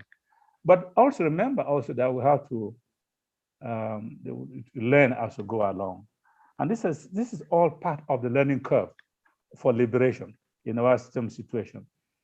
Some of those leaders you're talking about have learned their lessons, they're making amends, there are changes, and so on and so forth. Maybe by the time we get there, they will not be the same kind of characters we are seeing now. I don't know. Some perhaps will not even learn. They will persist with their bad character. I don't know. But I think we should give them a little bit of a chance, and our friends should try to bear with us. We are aware of this kind of a situation. The thing is, we don't want to start opening up problem and issue now by saying X is not good enough. So it's not. So what do you want? Somebody will say election. Election, as you very know, is going to create more problems than anything else. So we just have to keep on talking. And I'll just plead that our friends who say this is good to identify and help us identify, okay, this is what the leadership is doing. This aspect of it, they should fine tune it or should do it and so on and so forth. That's helping us. Exactly. So we can then move forward on that respect. The global condemnation will not help them. And in fact, in some cases, may even provoke some of them to be even worse. Let me bring in Nigeria to this overall outcome. Okay. During the Nigerian Civil War, Ajo was in power. Yes. And Biafra, doing some of what we are doing now, realized that Ajo will not support them. As part of the outcome, Nigeria is dealing with asylum, complicated interregional trade, even policing the borders. Some of the stories are very horrifying. And Buhari is not supportive of your movement. Last week, Aso Rock made it very clear that they're not going to support your movement. And on one occasion with Chief Fonkem, I had the privilege of calling the office of the Vice President of Nigeria. So with that kind of orientation and lack of sympathy from Nigeria, what do you think Nigeria would do with some of your people fleeing to Nigeria as part of the overall outcome of this crisis? Okay, first thing I want to say is that we never had any illusion at all about the position of the Buhari regime. We knew, we've always known, for reasons which, of course, I think you yourself know, but which we need not discuss here. We are privy to certain kinds of information which I would not say openly here. So we knew. And one manifestation of that, it was the terrorist-like hijacking of the leadership that was in Nigeria. And that's part of the thing that has actually broken us. And taking them, like thrown them into a cargo military district, back to Cameroon, where we were tortured for 1 year. And a so-called military court gave them life imprisonment and paid and required to pay the equivalent of Cameroon's budget for the next 10 years. Ridiculous. But those are the kind of things they do. So we have no illusions about that. We've never had any illusions. So this recent thing about Asoro having said so is not new to us and so on. As for refugees who are there, that is beyond us. What Nigeria does, we face the international community with that. There's a law, there's a protocol, there's a treaty, which Nigeria is a party to, the African Refugee Convention, International Refugee Convention. So they have to respect that. My concern is not for the refugees. Refugees, in my view, will get that protection from the UN system. But if by your question are referring to perhaps some of Ambazonians who are living in Nigeria and working there, well, I don't know what they'll ever do. Any government is free to do whatever they do, and then of course face the consequences later. The good thing about some of these things is that no government is permanent. They're always changing. We have a new situation that may come tomorrow and so on. So we have that. The Biafran Ahijo thing, which you mentioned, I think the whole thing is so interesting because much as Ahijo did not support Biafra, France supported Biafra to the hilt, provided arms, provided diplomatic support, nudged French-speaking countries like Haiti, like Gabon, to support Biafra and give diplomatic recognition to Biafra. So Biafra was a much more better position, in spite of what Ahijo was doing, than anything else. And by the way, Prof, again, let me tell you something which, part of the problem which we have as a people with Cameroon Republic is that during the Biafran War, that was the time of the Federation, the sympathy in Ambazonia was for Biafra. So while Ahijo up at level of federal government was making that, the Federated State of West Cameroon sympathy was with Biafra. And a lot of them were welcomed into West Cameroon. So these things have a certain dynamic which goes on and on and on and on and so on. So the issue you talk about support, this is what I was just saying, that we were not prepared for this business. It was thrust upon us. We had to make do with what we have. If we're prepared like other liberation movements were prepared, we have first of all sent feelers around different countries and try to sound and say, okay, we are setting up a liberation movement. We are sick and tired of what is happening. We want to liberate ourselves. Perhaps we need your support, this kind of support, and so on and so forth. We may have at that time one or two countries that may prepare to say, okay, we'll throw our weight behind you and go ahead. And when that happens, we have that support that will come in. That is what happened in all of Africa when they're fighting for liberation. And those days were much easier because all you needed to do was to declare that you are pro-communist or you are pro-capitalist.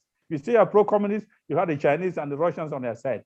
If you say you have capitalism, you had America and the West on their side. And they will supply you arms. This is what I will supply arms for this other side. They will do that. We are in a much more trickier position now, given the collapse of the Cold War. But we still have done that homework. And then sounded opinion are new. As you well know, we're in a dire situation now, where it is very, very difficult to have even things to support our refugees and internally displaced persons.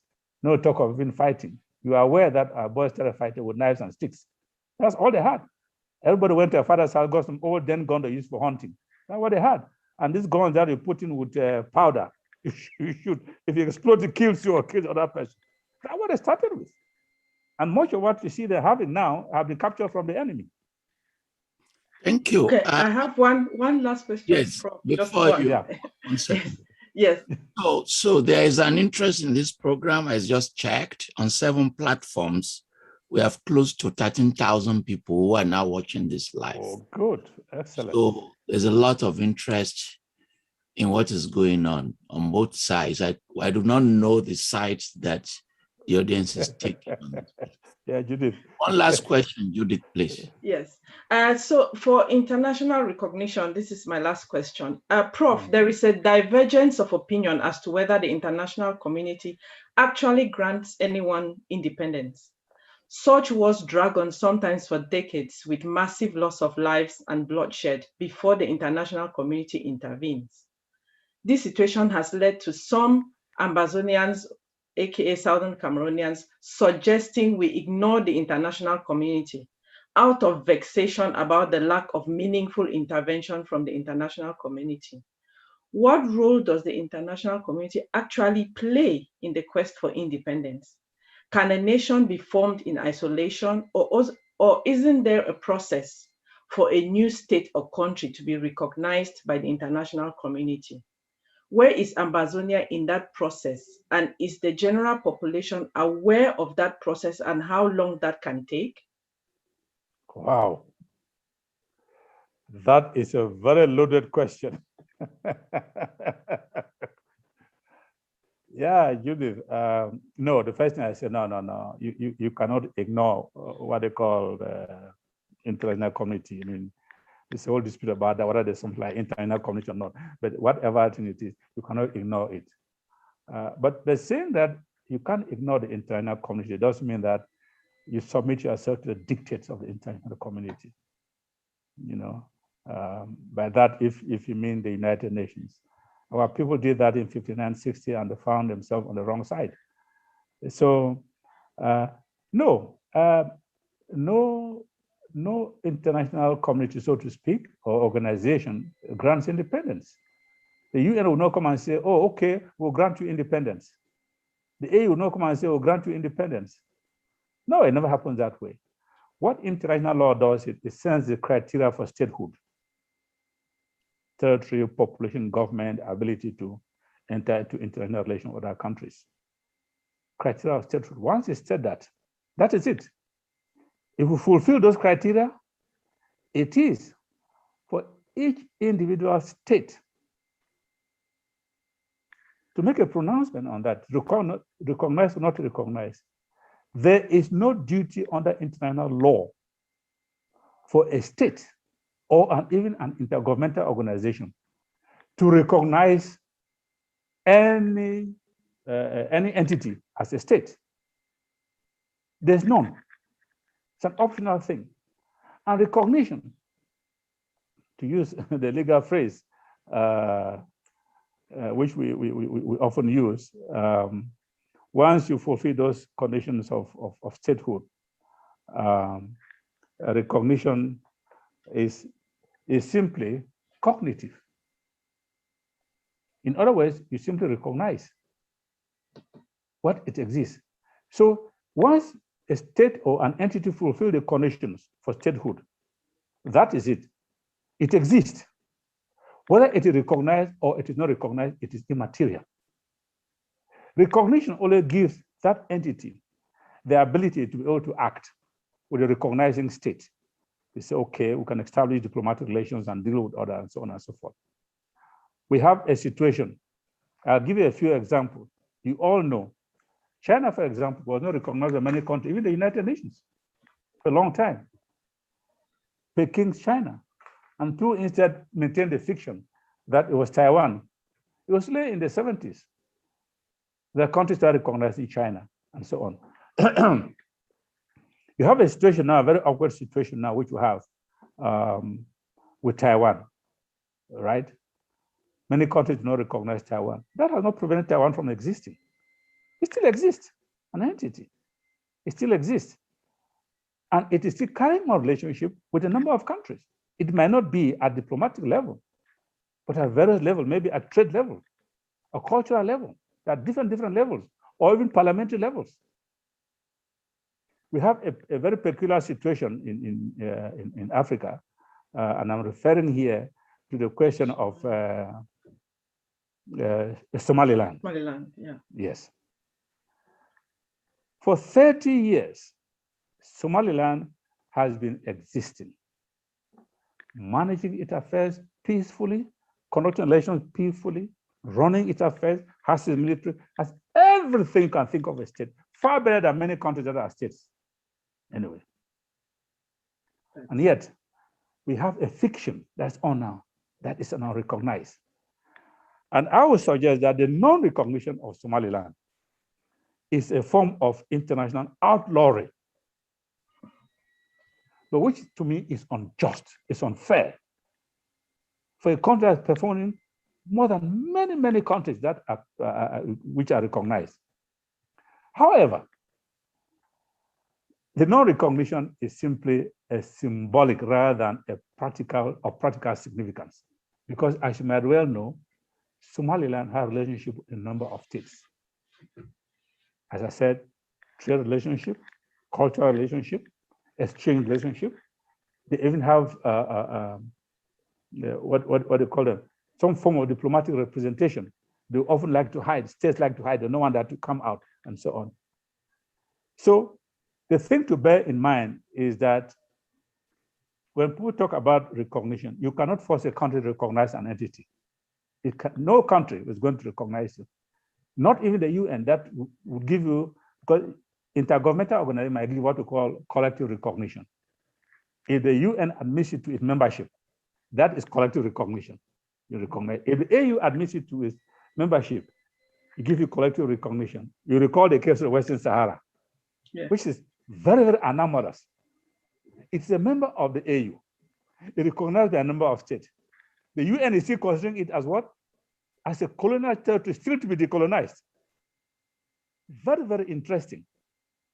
So in our case, the two things must be distinguished. When we fulfill the conditions of statehood, whether we are recognized or not is one whole different paradigm. It's a different thing. There are entities that need not have fulfilled that and are given recognition as such by some countries, because this is simply a political act. A country may tactically or strategically decide to recognize an entity for whatever reason it wants. But we're talking here of recognition of states, recognition of government, or even recognition of a national liberation movement. These are, again, different categories of recognition. Sure. They mean different things. Yes. Okay. So just to conclude then, where are we, where is Ambazonia in that process, and what have you achieved? What has Ambazonia achieved? Is it state recognition? Is it the People's Liberation recognition? Is it, where is Ambazonia in that process? And like I said, the last question, so people who are following and people who have a vested interest in this, right? So they have an idea of where Ambazonia is and where Ambazonia is going to be in the next year, next 5 years. Any ideas? Yeah, the ultimate thing, of course, is to get state recognition. Having status of recognized as a national liberation movement will give you certain rights in the prosecution of the war under international humanitarian law, either as a non-international armed conflict or an international armed conflict. But that's a different thing. As I said, what is of more direct interest is that of recognition of state. But as I said, that will come once you fulfill, that's the first thing, fulfill the conditions of statehood. At the moment, you have to have territory. We have territory. There's no doubt about that. But having territory without control over that territory it's quite tricky. So if you have the territory, you have to assert control over that territory. We have to have the territory, have the population. So we need to assert control over it. And asserting control over it means that you have the government. Only then can you profitably begin to expect or canvass for that recognition. Because right now, personally, I don't see which state is actually going to do that when these things have not been fulfilled. The only situation that arises is wartime recognition. And that's the recognition of government, where a particular government moves because it has been occupied, as happened during the Second World War. Haile Selassie escaped from Ethiopia. The whole government of Norway escaped, went to UK. De Gaulle himself was a refugee in the UK, escaped from France. But they were recognized. De Gaulle, free, whatever, recognized the government of France. So you already had a recognized government there. You had a territory, you have the population. So that made things very, very easy, and so on and so forth. But that's a different category of recognition completely. So the straight answer is to say it's perhaps premature for us now to talk about state recognition right now. All we need to do is to actualize the liberation, get control of the territory. And the actualization can come through the processes which I think you mentioned indirectly. Either you throw away the enemy occupier, or you negotiate. And many people think the easiest way is, of course, is to engage in a process of negotiation with the enemy and talk and see them, to see reason. That it's better for people to be separate, independent countries and live as good neighbors, principle of good neighborliness, than to exacerbate a situation where you perpetually be at war. Thank you so much, Judith Mwana, Coalition for Dialogue and Negotiations. We appreciate all your questions. We want to move to the last segment of the dialogue because we have to allow members of the audience to also pose questions. And I will call on Dennis Atenkeng to anchor this. While waiting for Dennis, I want to ask the first question. How many countries should Africa have? In my own country of Nigeria, the Yoruba want to create the Yoruba Republic, Biafra Republic. So how many countries are we going to have if all these secessions keep going on? Atenkeng, we are waiting you. Please answer my question to start this conversation. I think there is no predetermined number of countries for any regional organization, for any region.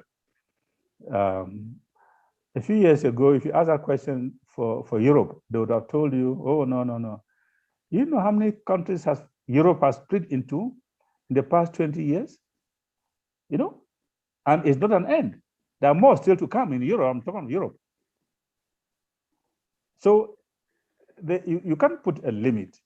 And this is what I was saying. I'm talking about the world developing through a process of fission rather than fusion.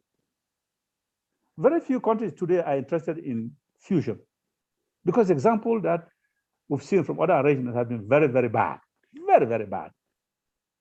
The only encouraging example is that of the United States of America and Tanzania, since we're talking about Africa.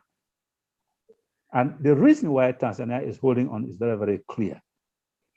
If you look at Tanganyika and Zanzibar, Zanzibar is just like a small point in a drop in Tanganyika.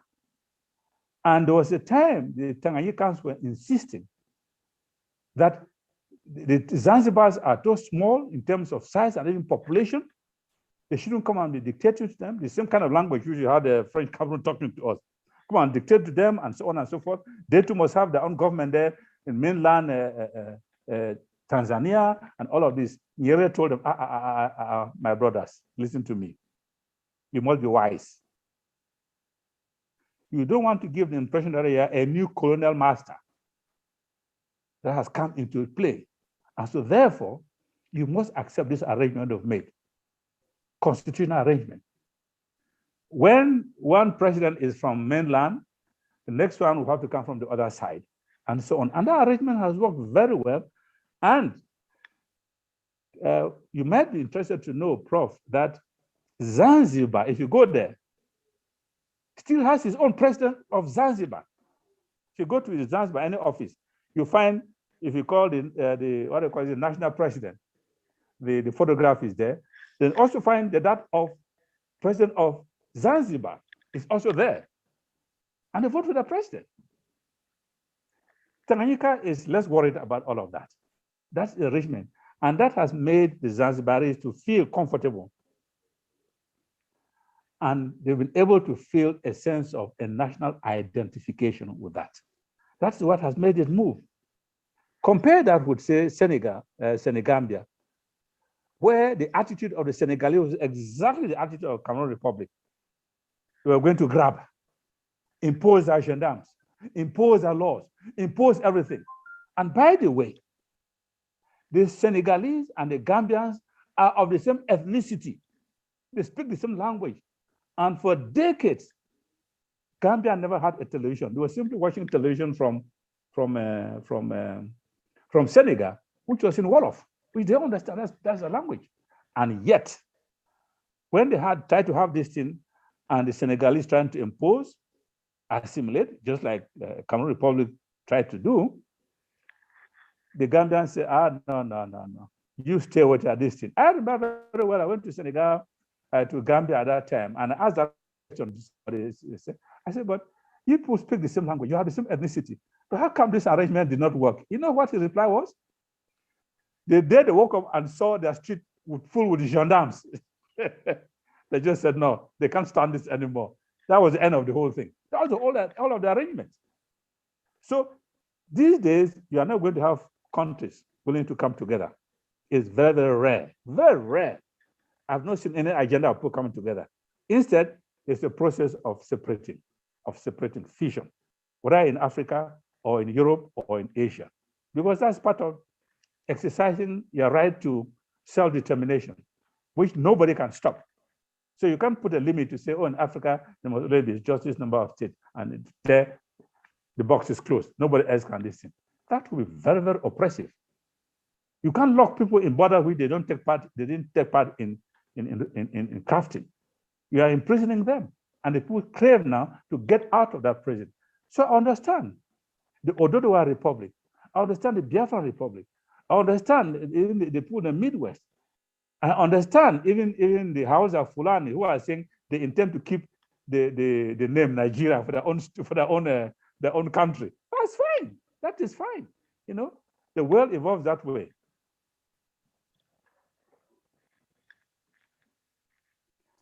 Professor, yeah, I think Dennis is on. Let him. Yeah, please. Thank you very much, Prof. Before I begin my questions, let me just say that if we look at the world, the more peaceful states are the smaller states. And the number of states in the world has never ceased to increase, and they will never cease to increase. So there's no possibility by which you will prevent children from growing, because most of these states were formed without the consent of those who are part of them. And therefore, when they grow, they acquire intellectual capacity, they acquire financial capacity, they will challenge what is happening to them. And there's no way you can prevent that. I think the future of the world is for smaller states. Let me say so. So, Prof, I have a number of questions. Let me not say questions, but in some cases, I will just raise a subject that I want us to discuss and for you to articulate it in order to enlighten the world about our case. I want to shift a little bit to the international community so that we can fully look at how the international community has addressed this matter. Let me begin with the question of how the international community so far has looked at this conflict. Many international actors persist in regarding this conflict between the two Cameroons as an internal affair of La République du Cameroun. Now, I want you to take some time. I know you have mentioned this in your introductory remarks, but I want you to take some time to explain to the international community why this matter is not an internal affair of La République du Cameroun. Okay. I think most of our friends, international actors, some of them say this thing as a result of mere mimicry. They haven't taken the trouble to actually study the situation and look at the history and determine for themselves. They simply repeat what some other person has said, or they've read something here and so on and so forth, for some of them. But others, of course, are knowingly, purposefully trying to deceive, mislead, sorry. The reason why that thesis cannot hold is because we're two distinct peoples and two distinct territories. That must be made very, very clear. The territory of Ambazonia was not carved out of the territory of Cameroon Republic. The territory of Ambazonia was not determined by Cameroon Republic. The territory of Ambazonia is well secured by boundary treaties. And once you've had a treaty defining with boundaries that are even demarcated, you can change them. You can always change them consensually.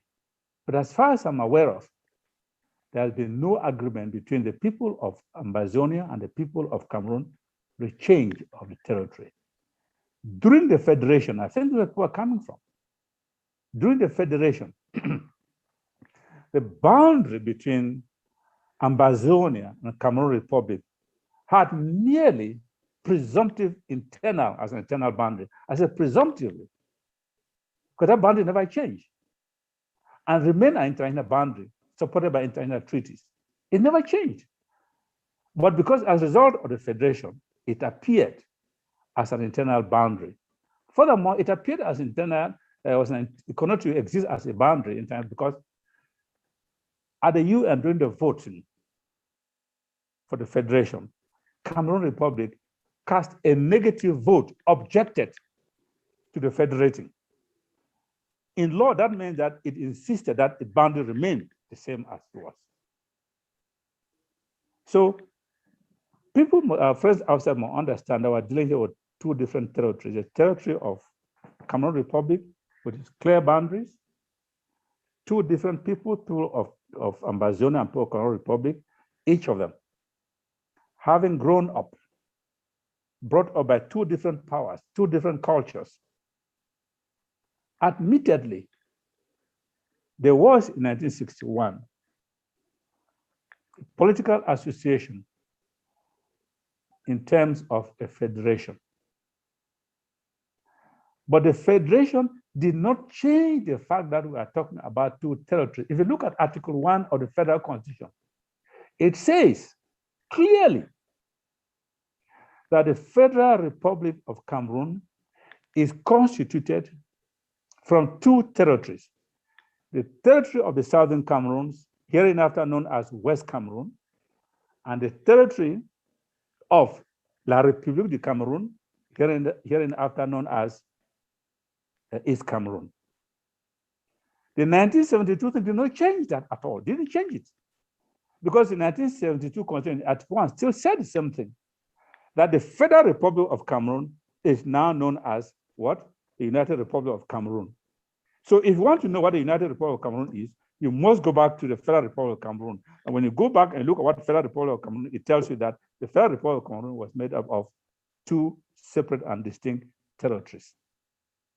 So even the United Republic of Cameroon was made of two different distinct territories. And when the moment you talk about united in any arrangement, state arrangement, country arrangement, you are talking about a plurality of territories.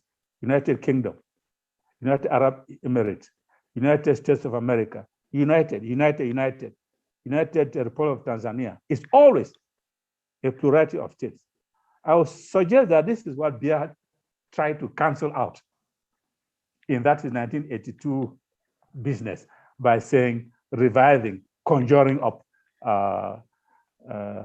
Cameroon Republic, thinking that by doing that automatically eliminates Ambazonia as a people and as a territory. That doesn't work. So our friends must understand. The one they understand is then they'll easily appreciate where we are coming from and why we are saying that Biya's attempt was simply trying to annex our people. An attempt is to steal territory which does not belong to them, and that the interest in Ambazonia is simply because of the resources. That's what they want. Thank you, Prof. As you know, since this war began, it is the Western powers that have shown some concern and interest in the war. However, no Western actor has used the word justice, rule of law, respect for UN principles, international law, or even respect for African Union principles since this war began. Yeah. And you know that this position is what is encouraging Cameroon to believe that the international community recognizes its claims over Amazonia. And so it tends to perpetuate the war and encourage Cameroon to continue to do violence. Now, is there any way this conflict can be resolved by ignoring the very rules that all of mankind has laid down for the peaceful resolution of conflicts? You are spot on. And I've had occasion to say that unwittingly, these international actors are actually fueling this war and encouraging President Biya to keep on killing.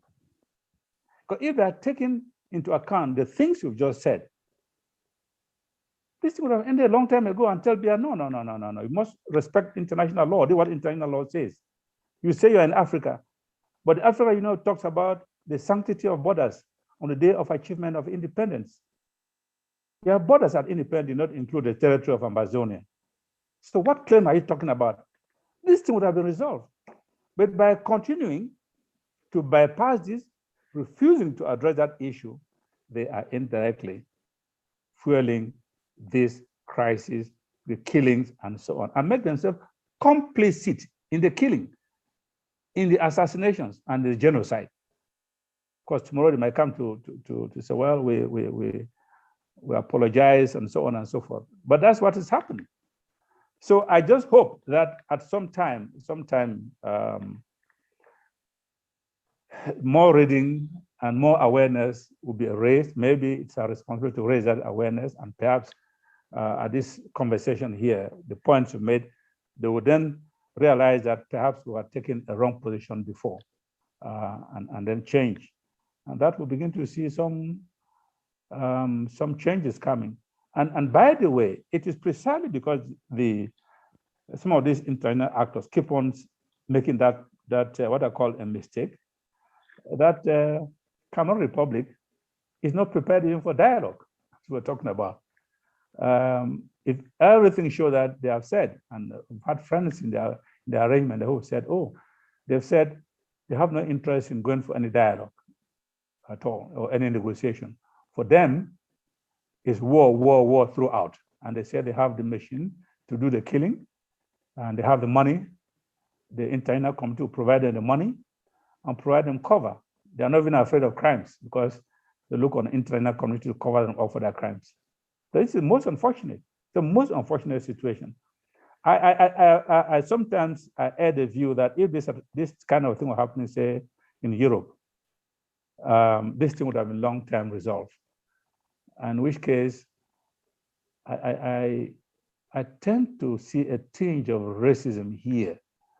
I just cannot understand a situation which is so clear-cut and so clear, why they are failing to see the situation as it is. Thank you. Okay, Prof, tell us, what would be the alternative if the Western powers that are the only ones who have shown interest in this conflict continue to reject international law, UN principles, and all conflict resolutions in the approach to this conflict? What would be the alternative then? Well, any people fighting for liberation ultimately have to depend upon themselves and offer themselves. And if that means fighting till everybody exterminated, then that is it.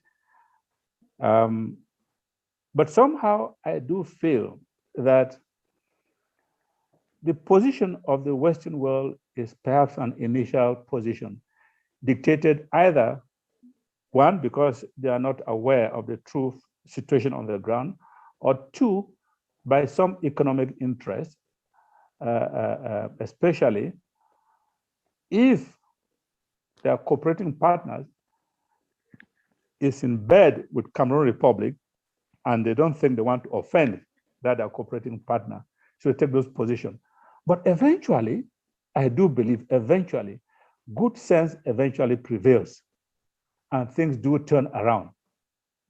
I remember distinctly in the East Timor case that was supported to the hilt. Indonesia was supported to the hilt by America. And the attitude was that Indonesia was a power there. And everybody aligned with that American position. Dramatically, one fine day, the situation changed. And such situation may come about either as a result of a new personality that comes to power, or of a new realization that what had been done was not correct, and therefore they must have an ethical attitude towards this whole thing. So those things do change. So I don't think, for me, I don't think this situation will remain permanent like this. I think a few months, a few years down the line, things are bound to change. Thank you very much, Prof. Now, I want us also to discuss another aspect of this conflict that we keep hearing from the British and some Western scholars. They tell us that, oh, don't look behind, you know, be forward looking. Each time we try to state the facts of our case, to produce evidence, all they confront us with is, oh, don't look behind. The British have gone back to their union with Europe and withdrawn, but they turn around and tell us, oh, no, please, you see, you are looking behind. If you tell us the story, we don't want to hear your story. We want you to look behind. So how do we look forward in this situation of annexation and foreign subjugation of the true owners? No, you can't prescribe that just go forward stupidly like that. It has not happened. Anybody who lectures all like that has not read history.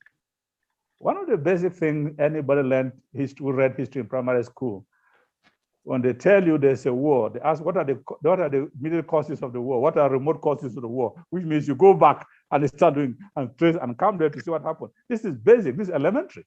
So anybody who says, no, forget about the past, if you forget about the past, how then do you go into the future? You can't go to the future without considering the past. So anybody who is saying that, and unfortunately, people will say that, like in the case of the British, I don't believe that that view reflects the British official position. If somebody comes out and is spewing that in the hope that people will be frightened, not to remind the past, the British of the past, or what happened. But Britain is part and parcel of this whole equation. This territory was under them, given to them by the League of Nations and by the United Nations. And that's part of our history. You can't escape that. Britain cannot escape that. You're not due to that.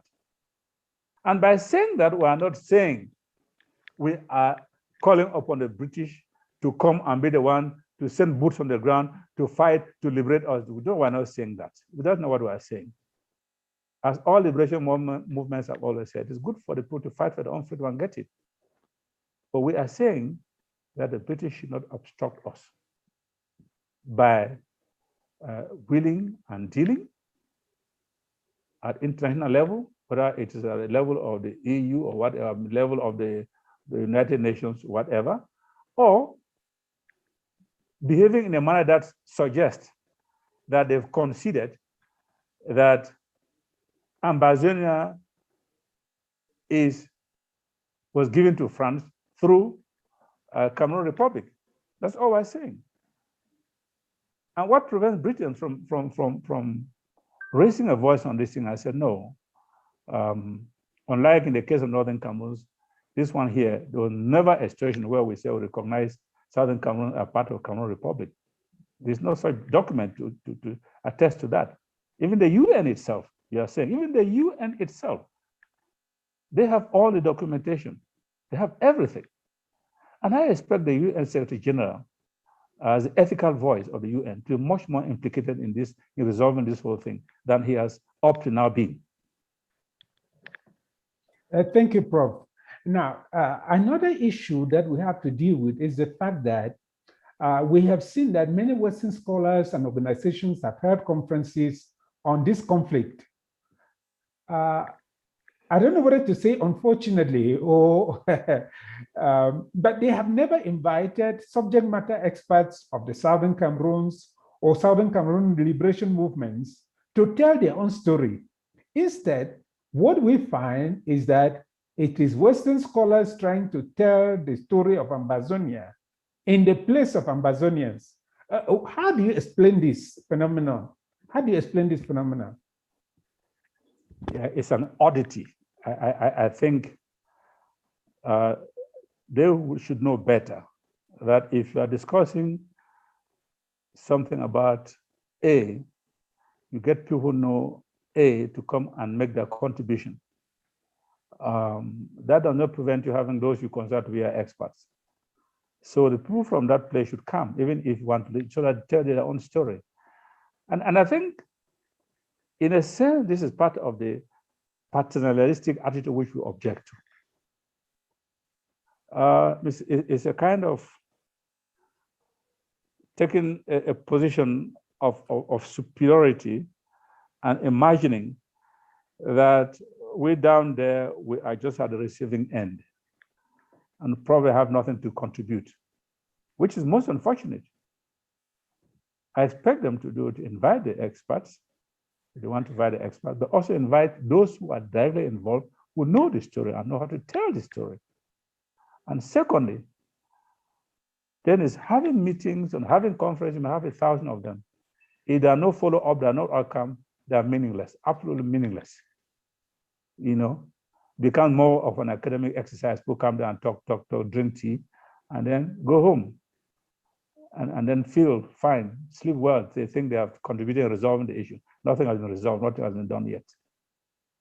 Dennis, let me give you one more question because members of the audience have to ask many questions.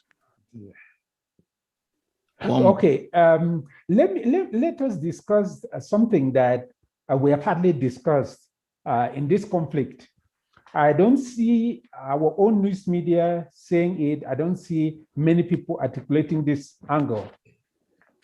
The aspect is, it concerns the joy, the liberation, and the good neighborliness that will result from the separation of Ambazonia from La République du Cameroon, since they are completely incompatible. They don't speak the same language.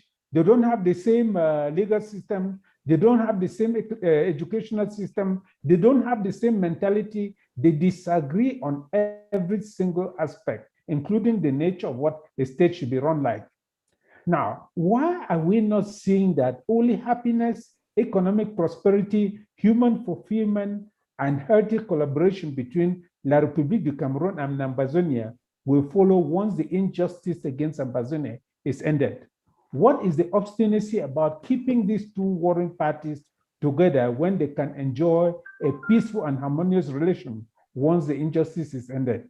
So I want you to expatiate on this so that maybe people can see that we should not be blinded by a certain desire to keep these people together, fighting each other and missing the opportunity of ever living their own lives.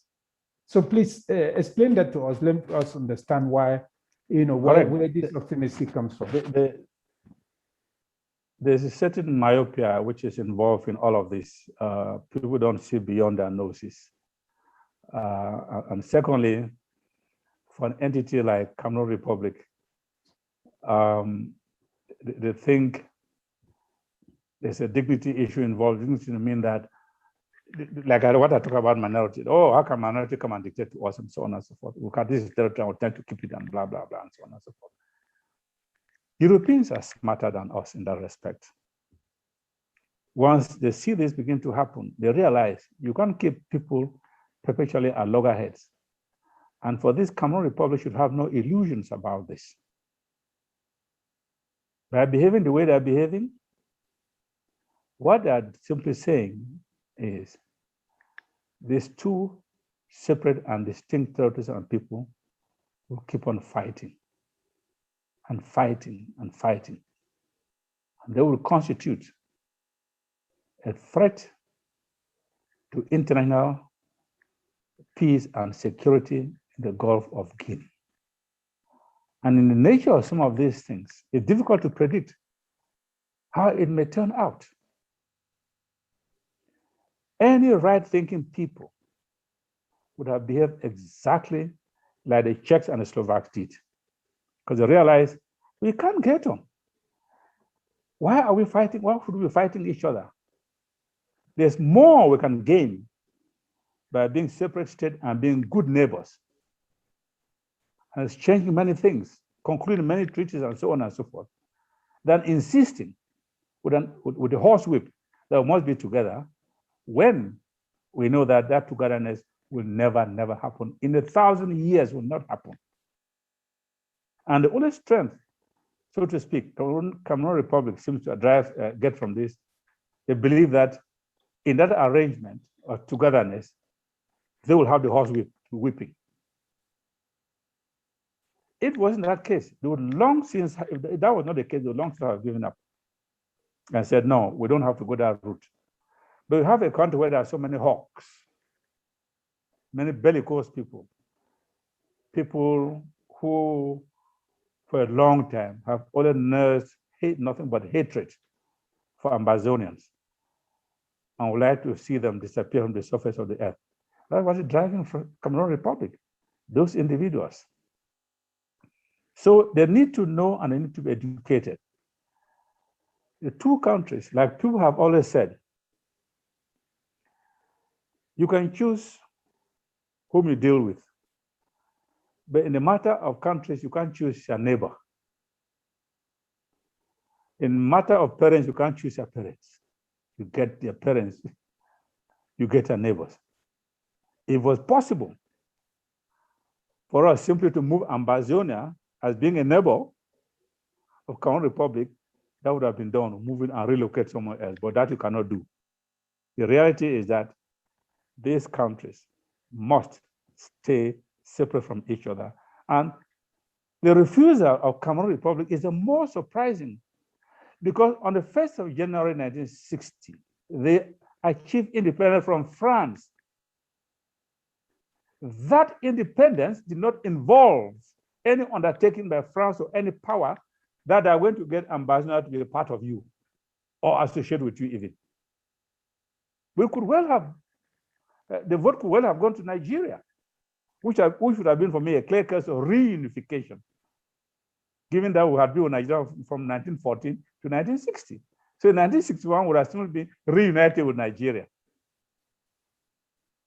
But the oligarchy that had always been running affairs in Cameroon Republic is blinded by some of these things. They are not honest, and they don't realize that the future of French Cameroon or Cameroon Republic lies in an accommodation with an independent Southern Cameroon. And believe me, and I know what I'm talking about, if they don't seek that accommodations very soon, and the two countries go their separate ways, and they allow this thing to go on, the killing, the massacre, the destruction to go on, the genocide to go on, the liberation which is bound to come, and after that liberation, Cameroon Republic will find itself in a very, very difficult situation. Thank you. It's very good for them now to do this thing right away. Thank you very much, Professor Anyangwe. Thank you, Dennis. We'll bring all of you back, but let's give a moment to members of the audience listening to this. We have 130 of them. Indicate by raising your hand, I will call you.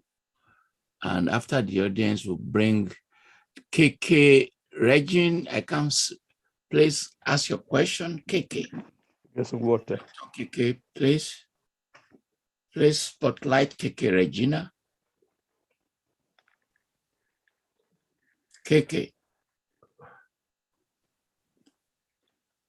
While waiting for KK, Temitope. Okay, KK is here. Go ahead. Hello, good evening, Professor Falalola. Good evening. Thank you very much for organizing this conference, and also to Professor Carlson Anyangwe for your very eloquent response to the questions. My question is about the role of France in perpetrating this crisis in Cameroon. How does French imperialism affect the crisis in Cameroon? Professor Carlson, please. Thank you. Thank you very much. I think that is a very, very opposite question. French imperialism does. You might want to know that although French Cameroon parades itself as a sovereign independent country, it has actually never been independent from France. And I'm not saying this out of my own thing. The last colonial governor of French Cameroon, called Pierre Mersmer, wrote a book in which he confessed that France gave French Cameroon what he called fictitious independence. That is his confession. And everything that has happened in Cameroon Republic from the time of President Hijo to President Biya demonstrate that fact that it has been fictitious independence. Because France is the one pulling the strings behind and supporting whatever is happening in Cameroon, not only the commission of atrocities there, but also controlling, as is now common knowledge now, the financial monetary situation in French Cameroon. And you might well also know that it's very difficult for French Cameroon to make appointment without getting the authorization of France. I don't know whether the position has changed in the last few years, but up to recent times, that was the situation. You made your list of appointees, you took them to France, okay, then you come back. And the French had the right of first refusal for any contract you want to award to any country. They said, no, you must bring it to us. It's only when we don't want it, then we can give it to another country. This is really, for people who come from, let me say, English-speaking countries, this is really, really an aberration. In fact, in some cases, when I tell people, they say, no, that's not possible. In this day and age, it's not possible. Yes, so France remains the Western power that is supporting Cameroon Republic to the hilt in this mess. If France were today to tell French Cameroon, stop the rubbish, it will stop overnight. That is it, full stop.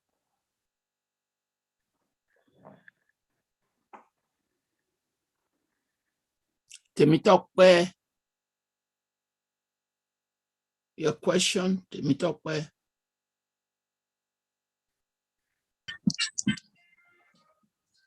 Greetings, Prof. Can I be heard? Can I be heard? Yes, please go ahead. Firstly, I want to thank Professor Falola for this evening, for the program, for the event. It's quite inspiring. Quickly, I just want to add that, Prof, and thank you, Prof, for the intervention so far. The discussions have been quite interesting. But again, I would like to know that, what's the place of the African identity in all of this? What's the place of what? And I'm asking questions of Kwame Nkrumah.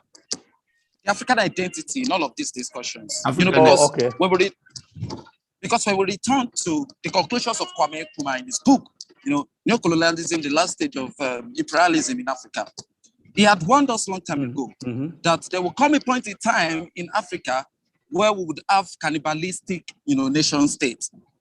And in reality, that is what we have at this time. Whether in Cameroon, whether in Nigeria, whether in Kenya, that's the reality of Africa today. And so for us to be able to understand that what is happening on the continent at this time requires us to return to the question of where's the place of the African identity in our struggle. Because I've listened to Professor and I've listened to some comrades before this time, for really, when the crisis started, some of us had the opportunity of meeting freedom fighters, really in Lagos, Nigeria. We can't, of course, disclose the identity of these comrades of power.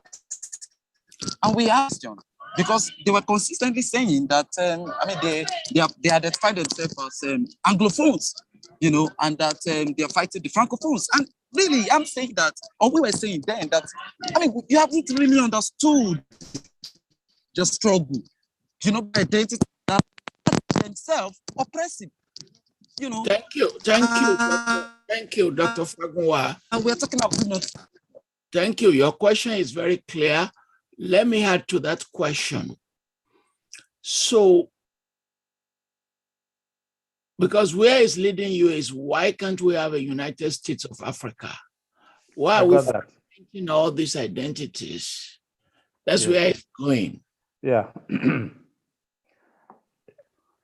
Yeah, thank you, Dr. Mabiru. I think, yes, you've asked a question which is in the minds of a number of Africanists who have said, look, why are we seeking identities that are imported identities imposed on us by colonialism?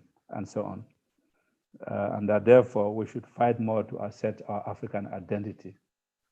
On a theoretical plane, that is very, very correct. But remember that identity question is at multiple levels. And if you pitch the identity at the African level, even though even at that level, you have to define exactly what you mean by the African level, the African.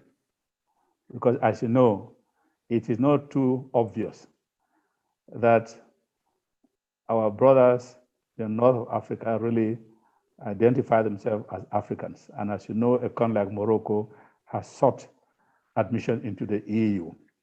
And Morocco's thesis is that it has its head in Europe, but its feet in Africa, if you get what I mean by that. So even that Africanness would have to be defined. Maybe you think of sub-Saharan Africa, probably, I don't know. But the point is, the question of identity is located at different levels. The African identity, under the African identity, there are other levels of identity which you cannot just sweep away. And in some instances, you might talk of national identities within the African identity or ethnic identity within the African, within those national identities. Furthermore, it is very difficult to comprehend and establish an African identity when there are component parts of Africa that are still chafing under oppression and colonial rule. It will not work. You will simply now want to transfer that crisis, that conflict, to a level on African level.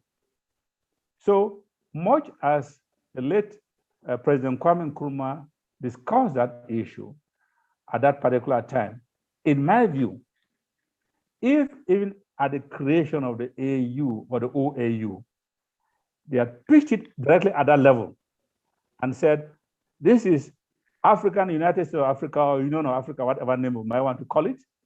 And at that point, we dissolve all African borders. We dissolve it. And we dissolve all links with former imperial powers. And therefore, we have a tabula rasa, a new slate, and we begin from there. That would be our own creative thing for Africa, what we want to do. But it never happened. And as you know, the whole argument between the Casablanca group and the Moroccan group and whatever, the whole debate was on that issue, isn't it? And so we did never arrive at anything. And then eventually we find ourselves today in a situation where we find ourselves, where even the AU now is a lame duck. So at the moment, we need to satisfy these different identities before we can aspire to that greater African identity. Thank you so much. Can we go to Sheikh Jika? Sheikh Jika, please. Sheikh. Please unmute, Sheikh. Unmute. Yes. Thank you very much for giving me the floor. It's good to see you again, Prof. I got a simple question here. I mean, we all are somewhat educated about history of our nation, and everybody knows. You gave us quite some more detailed information how tricky the international handling of our situation is, which is preferable and very welcome. My question, anyway, I don't know who I'm asking this question. Now we're talking amongst each other, under us, just, you know, like a palaver. I don't mean it bad, please don't get me wrong, but why are there not representatives of the international media here present? That's the way we could educate them, and they could be educated by us. This is what I'm missing. So that is my question. Where is the international media? Thank you very much indeed. Well, I defer that question to Professor Tony. Thank you. Let's take that as a comment and let us, we do not know who is here because we have, the last time I told you 13, we've grown to 17,000. I don't know. Okay. Yeah, maybe they're here. I don't know because we're running on 7 platforms, including one in Europe. Okay, so then let's assume there are some media centers here. Hopefully, yeah. Hopefully, we can pray for that. My suggestion is for whatever we do. I've been recently to so many Zoom meetings, and what I was always missing is the presence of the international media. So please forgive me. Thank you very much. Professor Da Silva, University of Ibadan, is your turn. Thank you, Shay. Professor Da Silva, your question, please.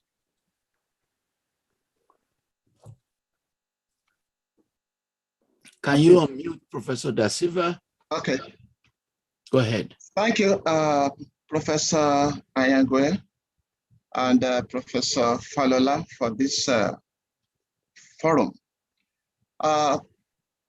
I want to latch on to what Temitope asked the other time, and then it has to do with even the way Professor Anyangwe also responded.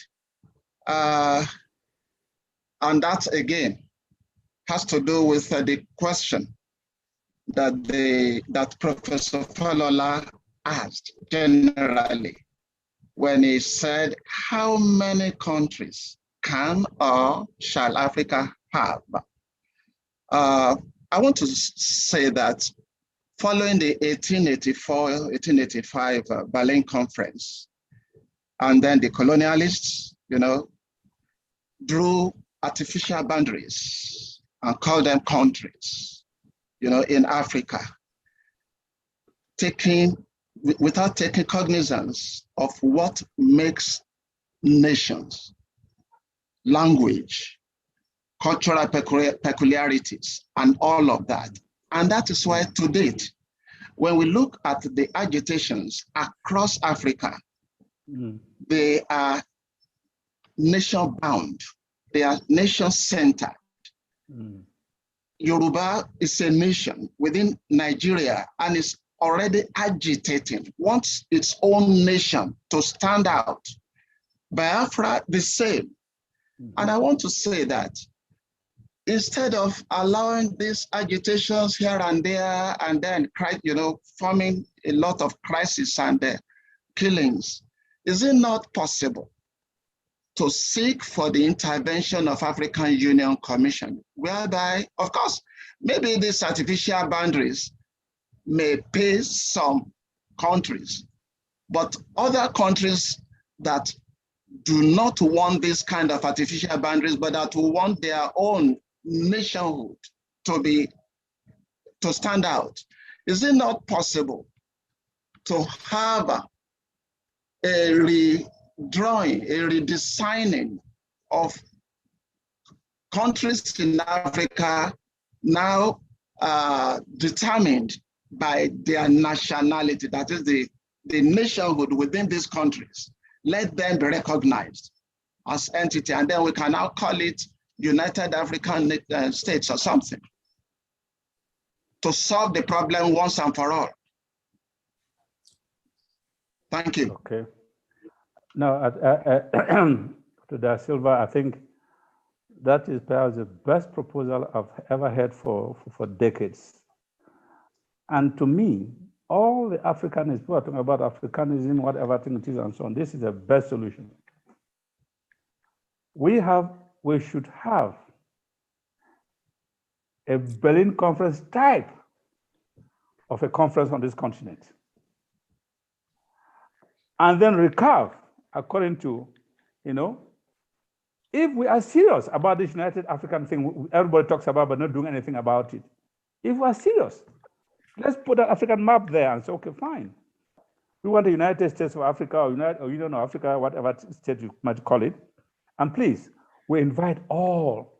This is not your head of state business. We invite the communities involved, send delegations. We might have this conference that may last a whole year, doesn't matter. Let's put this map down and so on. We start on this area here. Who are the people who feel comfortable in this? There are nations here. We will redraw it and so on, and like that, and like that, and like that. In fact, you might come out, for all I know. And I think that's why I see that Silva's question linked to what the Prof had asked earlier. You might come out with fewer states than you have today on this continent. If you do that exercise, probably. you know. The problem is, I don't detect in the AU any political will to change the status quo at all, at least not the bureaucrats that are running the AU now. They are still there and just content to maybe earn a salary, that's all. No initiative, no creativity, nothing for the African continent. That will be a very good beginning. I, for one, I'll subscribe to have no problem with that. Thank you. Thank you. Jojo Ambaso, if I do not pronounce your name very well, do please forgive me. Jojo Ambaso. Go ahead, please.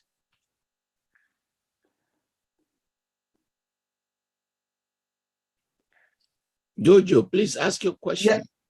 Yeah, okay. I was trying to unmute.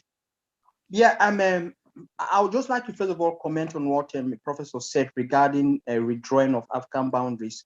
I don't think it's everything about colonialism or this division that is bad. Yes, they created artificial boundaries, so to say, in Berlin. We have accepted those artificial boundaries. Let's work on those artificial boundaries. I tried to carry out a research on Kwame Nkrumah. Kwame Nkrumah's independence was emphasizing on the economical independence of Africa. We do not need to create a United States of Africa. We need to create some sort of the type of European Union in Africa, where we work economically, we respect these borders, we are tolerant to each other, and we build our economy. We start from there. It will be a waste of time for us to go back to start drawing boundaries. And my question is to anybody who can answer the question, what is the implication of the alliance between Mr. Paul Biya and Buhari in regards to the Amazonian question? Thank you. Well, please, I'll leave you to answer this. Let me just take the one which Jojo asked about redrawing of boundaries. No, what we are saying is that people who are not comfortable where they are, and they're putting the boundary into question, yes, let them have the opportunity to change those boundaries if they want to. Many people tend to forget that this is what happened in Europe after the First World War. In fact, in Europe, it's very interesting because not only did they have change of boundaries, but populations were moved. You see that? Populations were moved from one part to another and so on and so forth, and withdrew things and so on. So in that exercise, communities that feel that they find comfortable with the colonial boundaries that were drawn, no problem. The whole idea now is to make people feel comfortable where they are, so that you don't have this talk which you keep on talking, that people are secession overnight, every day, and so on and so forth. And I think that will put an end to our discourse. Secondly, for the question about the Buhari-Biya alliance, my take in that is, I don't know, President Buhari already has a lot of things on his hands, and I would have thought he should have concentrated on fighting the Boko Haram thing, insurgency, or jihadist movement. But it seems that is of little interest to him, and he wants to get involved in a foreign adventure. But as for Biya, Biya's policy has always been to use Nigeria to satisfy himself. And the interesting thing, Professor Tony, is this. Let me tell you, people don't realize. The attitude of Cameroon Republic, dictated by France, has been that Nigeria is a very inconvenient neighbor and has expansionist tendencies. And that so long as Nigeria remains what it is, French agenda, Cameroon Republic, the other neighboring country, which unfortunately surround Nigeria, all English, French speaking, are unsafe. That's one of the reasons that prompted France to support Biafra. That as far as we are concerned, Nigeria needs to splinter into different groups. And so here you find Biya using Buhari to serve his own interests. And that's what Buhari, for some interesting reason, President Buhari doesn't even seem to realize that. But I think his intelligence officer would have briefed him and told him that, look, that's what this guy just simply tried to use you for his own purpose and doesn't care. What is Buhari's quid pro quo from Biya? Absolutely nothing. Absolutely nothing. Thank you. But of course, other people, Prof, you may want to give your own perspective to that. Okay. Farouk Boge. Farouk, your turn, please. Farouk. Farouk, yes, sir. Thank you very much, Prof. Thank you very much, Prof. I don't know if I'm here now. We can hear you, sir. Yeah, well, we can hear you. Yes, we can hear you. Professor Falola, for this opportunity.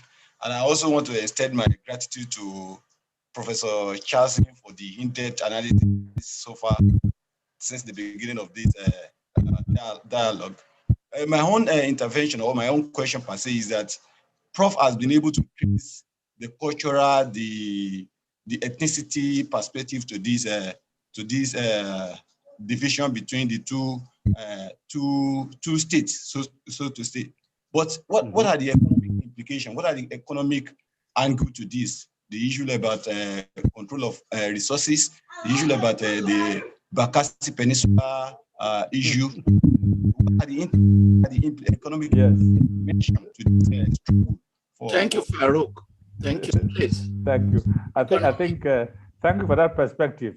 Indeed, you know that the Bakassi thing and the Niger thing, these are the things that are driving those two countries. Bakassi and the oil reserves and what Cameroon Republic say it is oil reserves, all that come from Amazonia. They have none. And the idea is for Cameroon, Nigeria can help it so that it secures that this oil continue to flow. You know, Ambazonian's contribution to the economy of Cameroon is about 70% of its economy. And as now goes, it will virtually just crumble. It will become another part of the Central African, French Equatorial Africa bad case. Buhari, of course, for him, he appears to be interested in ensuring stability in the Niger Delta, where a lot of oil is being produced and so on and so forth. But the point about all of this is that what they forget is that there are other actors, and these actors are the oil companies. The oil companies would not necessarily follow any of these guys once their interests are implicated in all of this. And they'll stand to do whatever they want to do to protect their economic interests as far as this is concerned. So yes, you are right. There are a lot of economic interest involved in all of this whole thing. And I think Marginals are aware of this. And I do suspect also the Biafrans are aware of this. So that is where we are on this whole thing. And no one is deceived. No one is deceived about that unholy alliance. Thank you very much. Julius Inde. Julius Inde. Julius, yes. Yes, thank you, Professor Falola and Professor Anyangwe for this great program. Yes, I have a question which goes as it's been burning among many of our comrades around, and that is what will you say is the role of the African or the Ambazonian diaspora to the Ambazonian struggle, as well as the role of social media? Will you also elaborate on their merits and demerits, specifically to the contributors to the liberation struggle? Okay. Thank you. Let me add to that question. Yeah, thank you for that question. Let me add to it. Is this struggle created by your people in the diaspora, or is it created by people based on the ground? Okay. The straight answer is the diaspora did not create this struggle at all. It's a homegrown struggle. Okay. The demonstrations and all of that did not take place in the diaspora. When the war was declared, the people who took up the machetes, the sticks, and started fighting were not from the diaspora, people from the ground. What has happened is diaspora has provided necessary help, assistance in the face of a war which the people were never prepared for. And the diaspora rose up to the occasion. We're able to say, look at so many of our boys who are now fighting. Bare hands, literally, I can say literally bare hands. Look at how many refugees have been displaced now in Nigeria. Look at how many internally displaced people. What do we do with all of these people? And they rose up to the occasion by providing assistance, by trying to provide as relation to the fighters and say, well, look, you are fighting with machetes against a professional army and with AK-47 and so on. That is not going to go anywhere. So you must look for alternative ways of getting arms to face these people, even if just you are fighting a self-defense war. And the ground itself devised the strategy of obtaining a weapons, strange as it may seem, from the enemy. I will say, and it's no secret I'm saying here, that we have supplies provided to the ground by Cameroon Republic military itself. Even right now, as we speak, they do. And whenever the boys mount any operation, they get weapons. It's like exactly what happens to the Eritreans and the Ethiopians. They got their weapons from there. So what's happened? The diaspora also rose up by providing necessary assistance to refugees and internally displaced persons, by contributing money. The African thing we know, you pool resources and so on, and you put somebody who is in need and say, okay, provide this and so on. And in that way, the diaspora has played a very significant role as far as the Amazonian war of resistance is concerned. And that role will not be diminished. Thank you very much. Desiree Balubi, it's your turn, sir.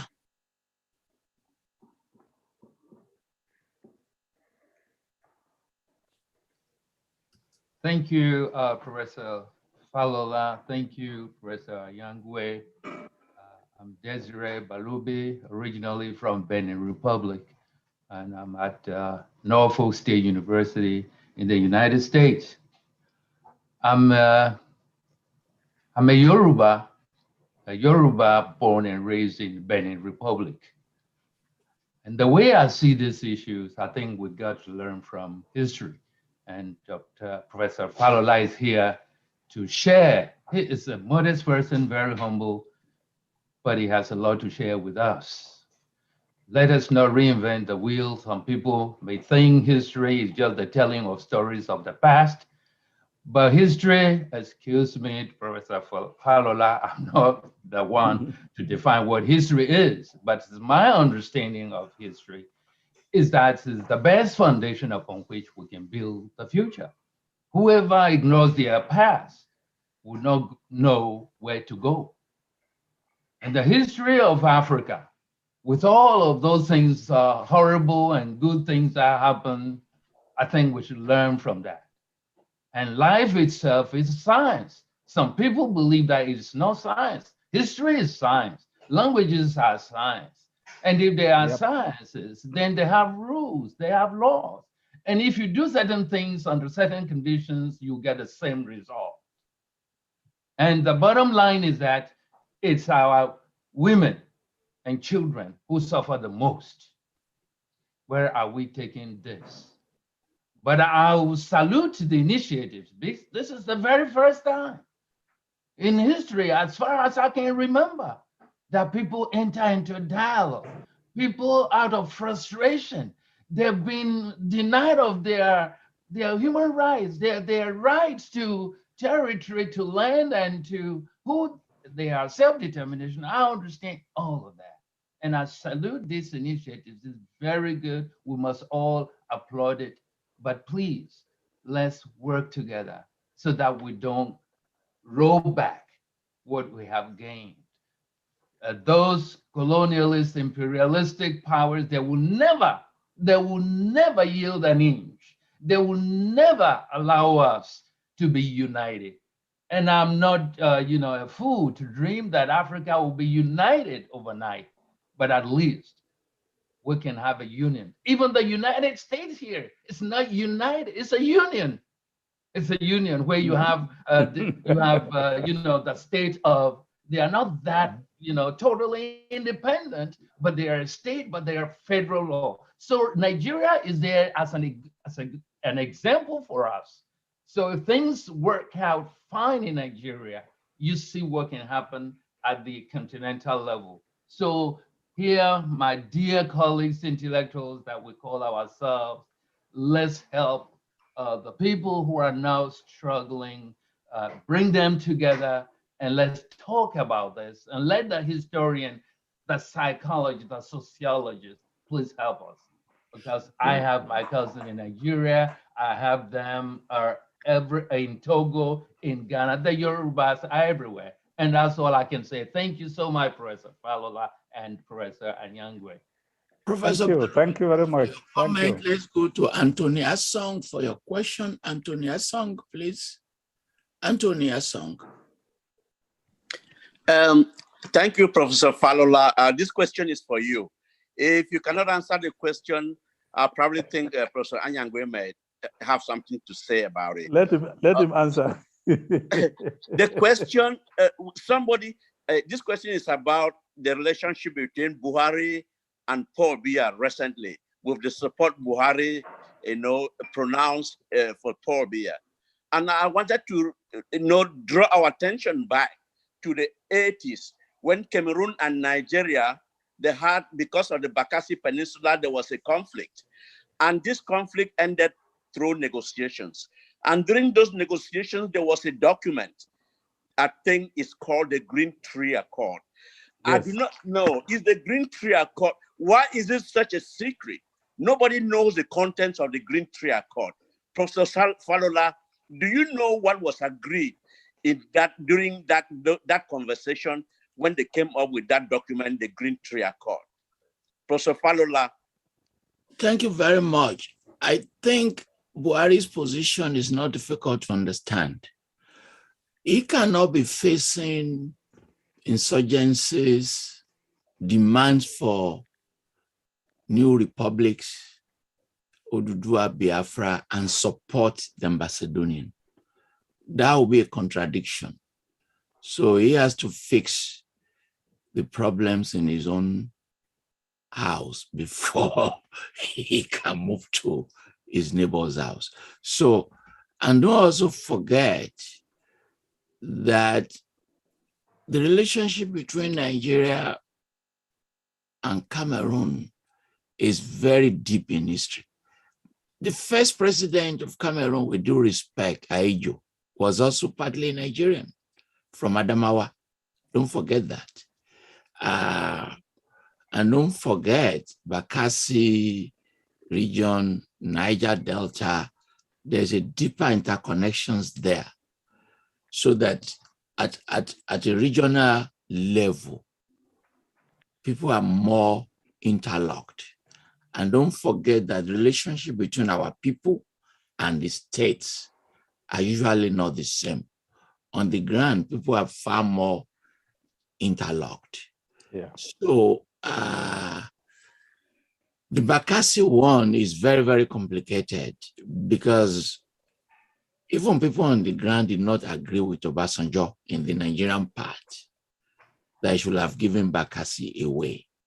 But don't forget the role of Kofi Annan, Obasanjo's ambition to become the Secretary General of the United Nations, and other variables that played out in this crisis.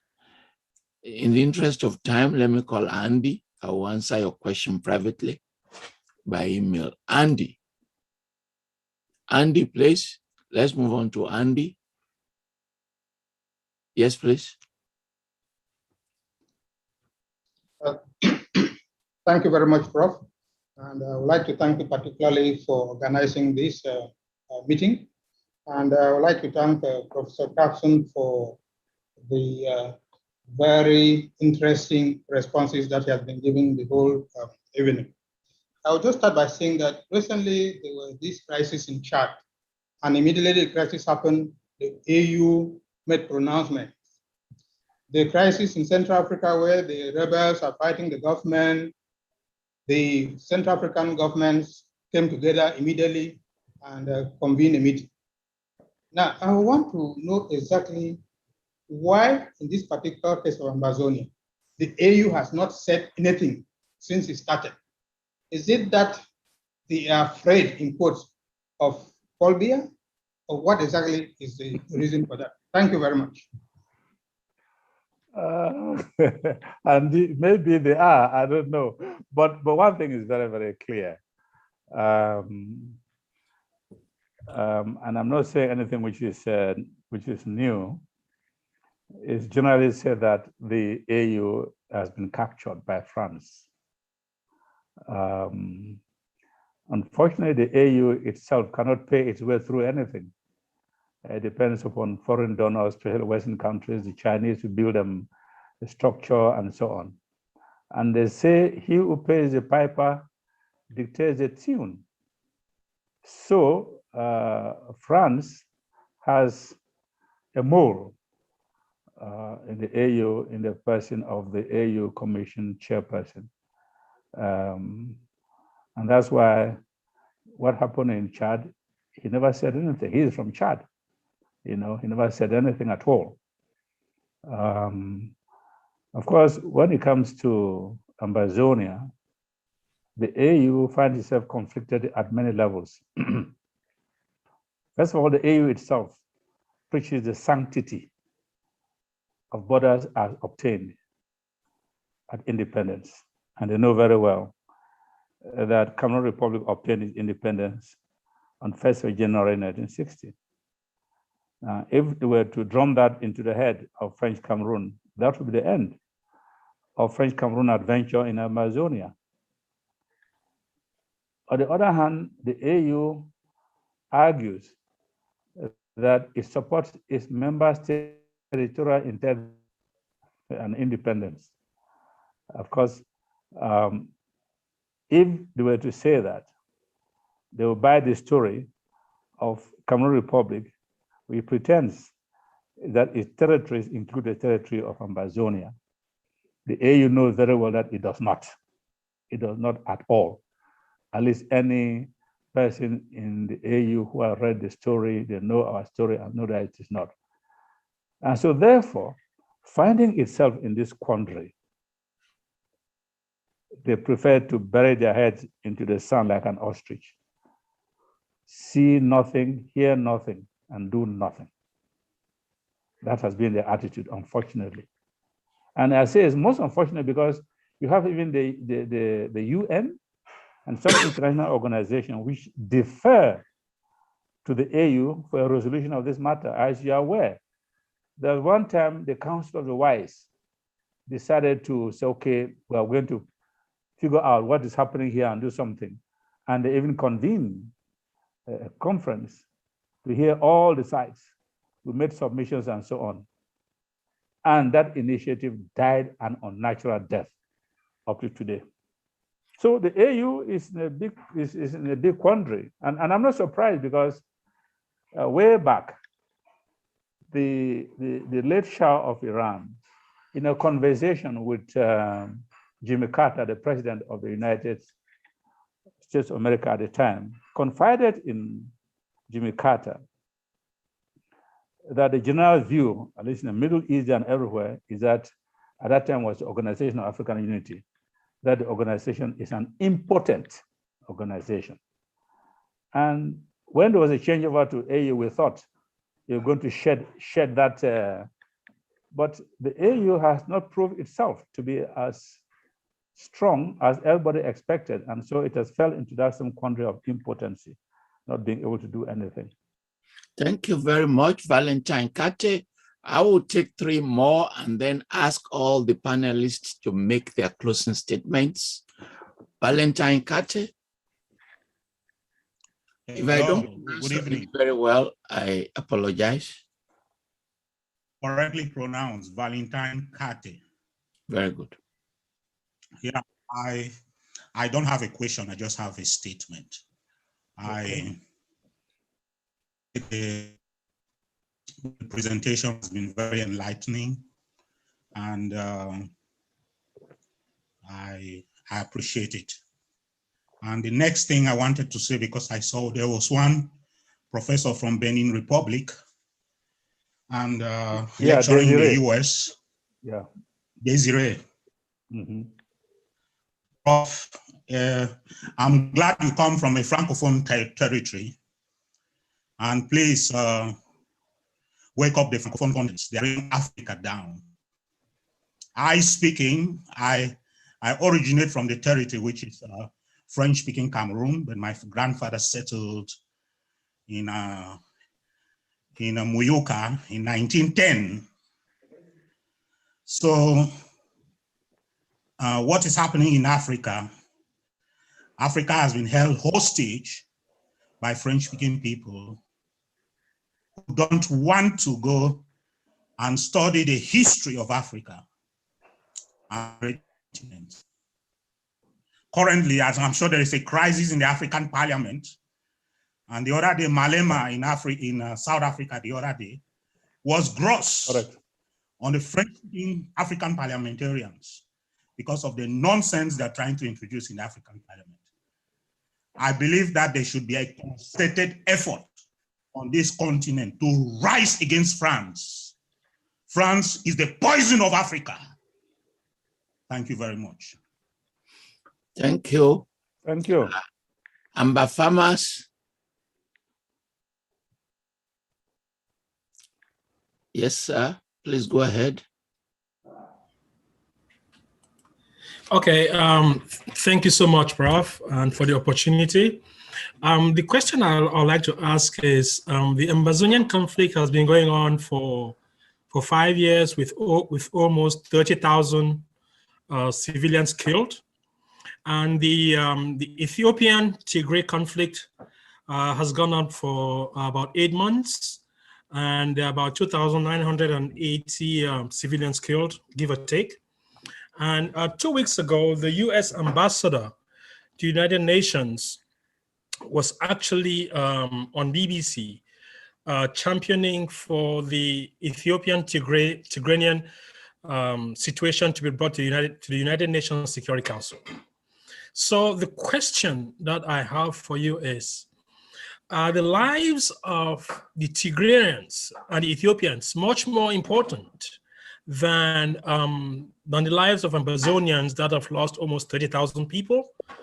What accounts for the reason why the US ambassador to the United Nations is actually championing the presentation of the case to the UN Security Council? Thank you. Yes, that's one of the paradoxes of the international system. They choose and pick whom they want to support, when they want to support, and how they want to support. My reading is that they are saying, in effect, they have more interest to protect in the Ethiopian situation than they have in the Amazonian situation. That is the only way I can see them doing that. Moreover, remember that the way this international system is organized, and I think, Tony, you correct me if I'm wrong, the perception is that these powers do defer to former colonial powers in respect of the territory they controlled. So something happening in an English-speaking country in Africa, they look and say, oh, which is the colonial power? And they say Britain, and they go to Britain, what is your position on this particular issue? If Britain were to say, well, we don't think that is this thing, the US will just drop, or some other country will just drop, show no interest in it. Or if a French-speaking country, they defer to France. Because remember, these are all NATO countries, and they all are what they call, they're friends. They are connected one way or another. And if France says, well, and leave this whole thing as an internal matter, the tendency for them to neglect it and don't bother about it. That is the only way I can interpret the attitude of taking to this whole thing. And that's why earlier I did say, I expect the United Nations Secretary General, the ethical voice of the United Nations, to be able to come out to UN Security Council and say what, in his opinion, should be the situation, rather than to expect the Security Council to tell him what he should do. At least that's what Kofi Annan did, was able to resolve the issue in East Timor, and said, no, we must, it's a responsibility to protect. We must take action on this particular issue. We have the current Secretary General who appears to be a bit, you can see from this, is a bit aloof, uncommittal, and so on and so forth. That's perhaps some of the problem which we do have. Thank you very much. Let's bring all our panelists back. I will ask all of you the same question, and in 1 minute, do please answer the question, and then we'll make our closing statements. Please, crew members, bring all of them back. One person is, Judith is missing. Where's Judith? Very good. I want to ask all of you the same question, and I give you a minute each to answer it. So, South Sudan, successful case of secession, Eritrea, but the two of them are not working. So, if these two are not working, why do you want a country that may not work?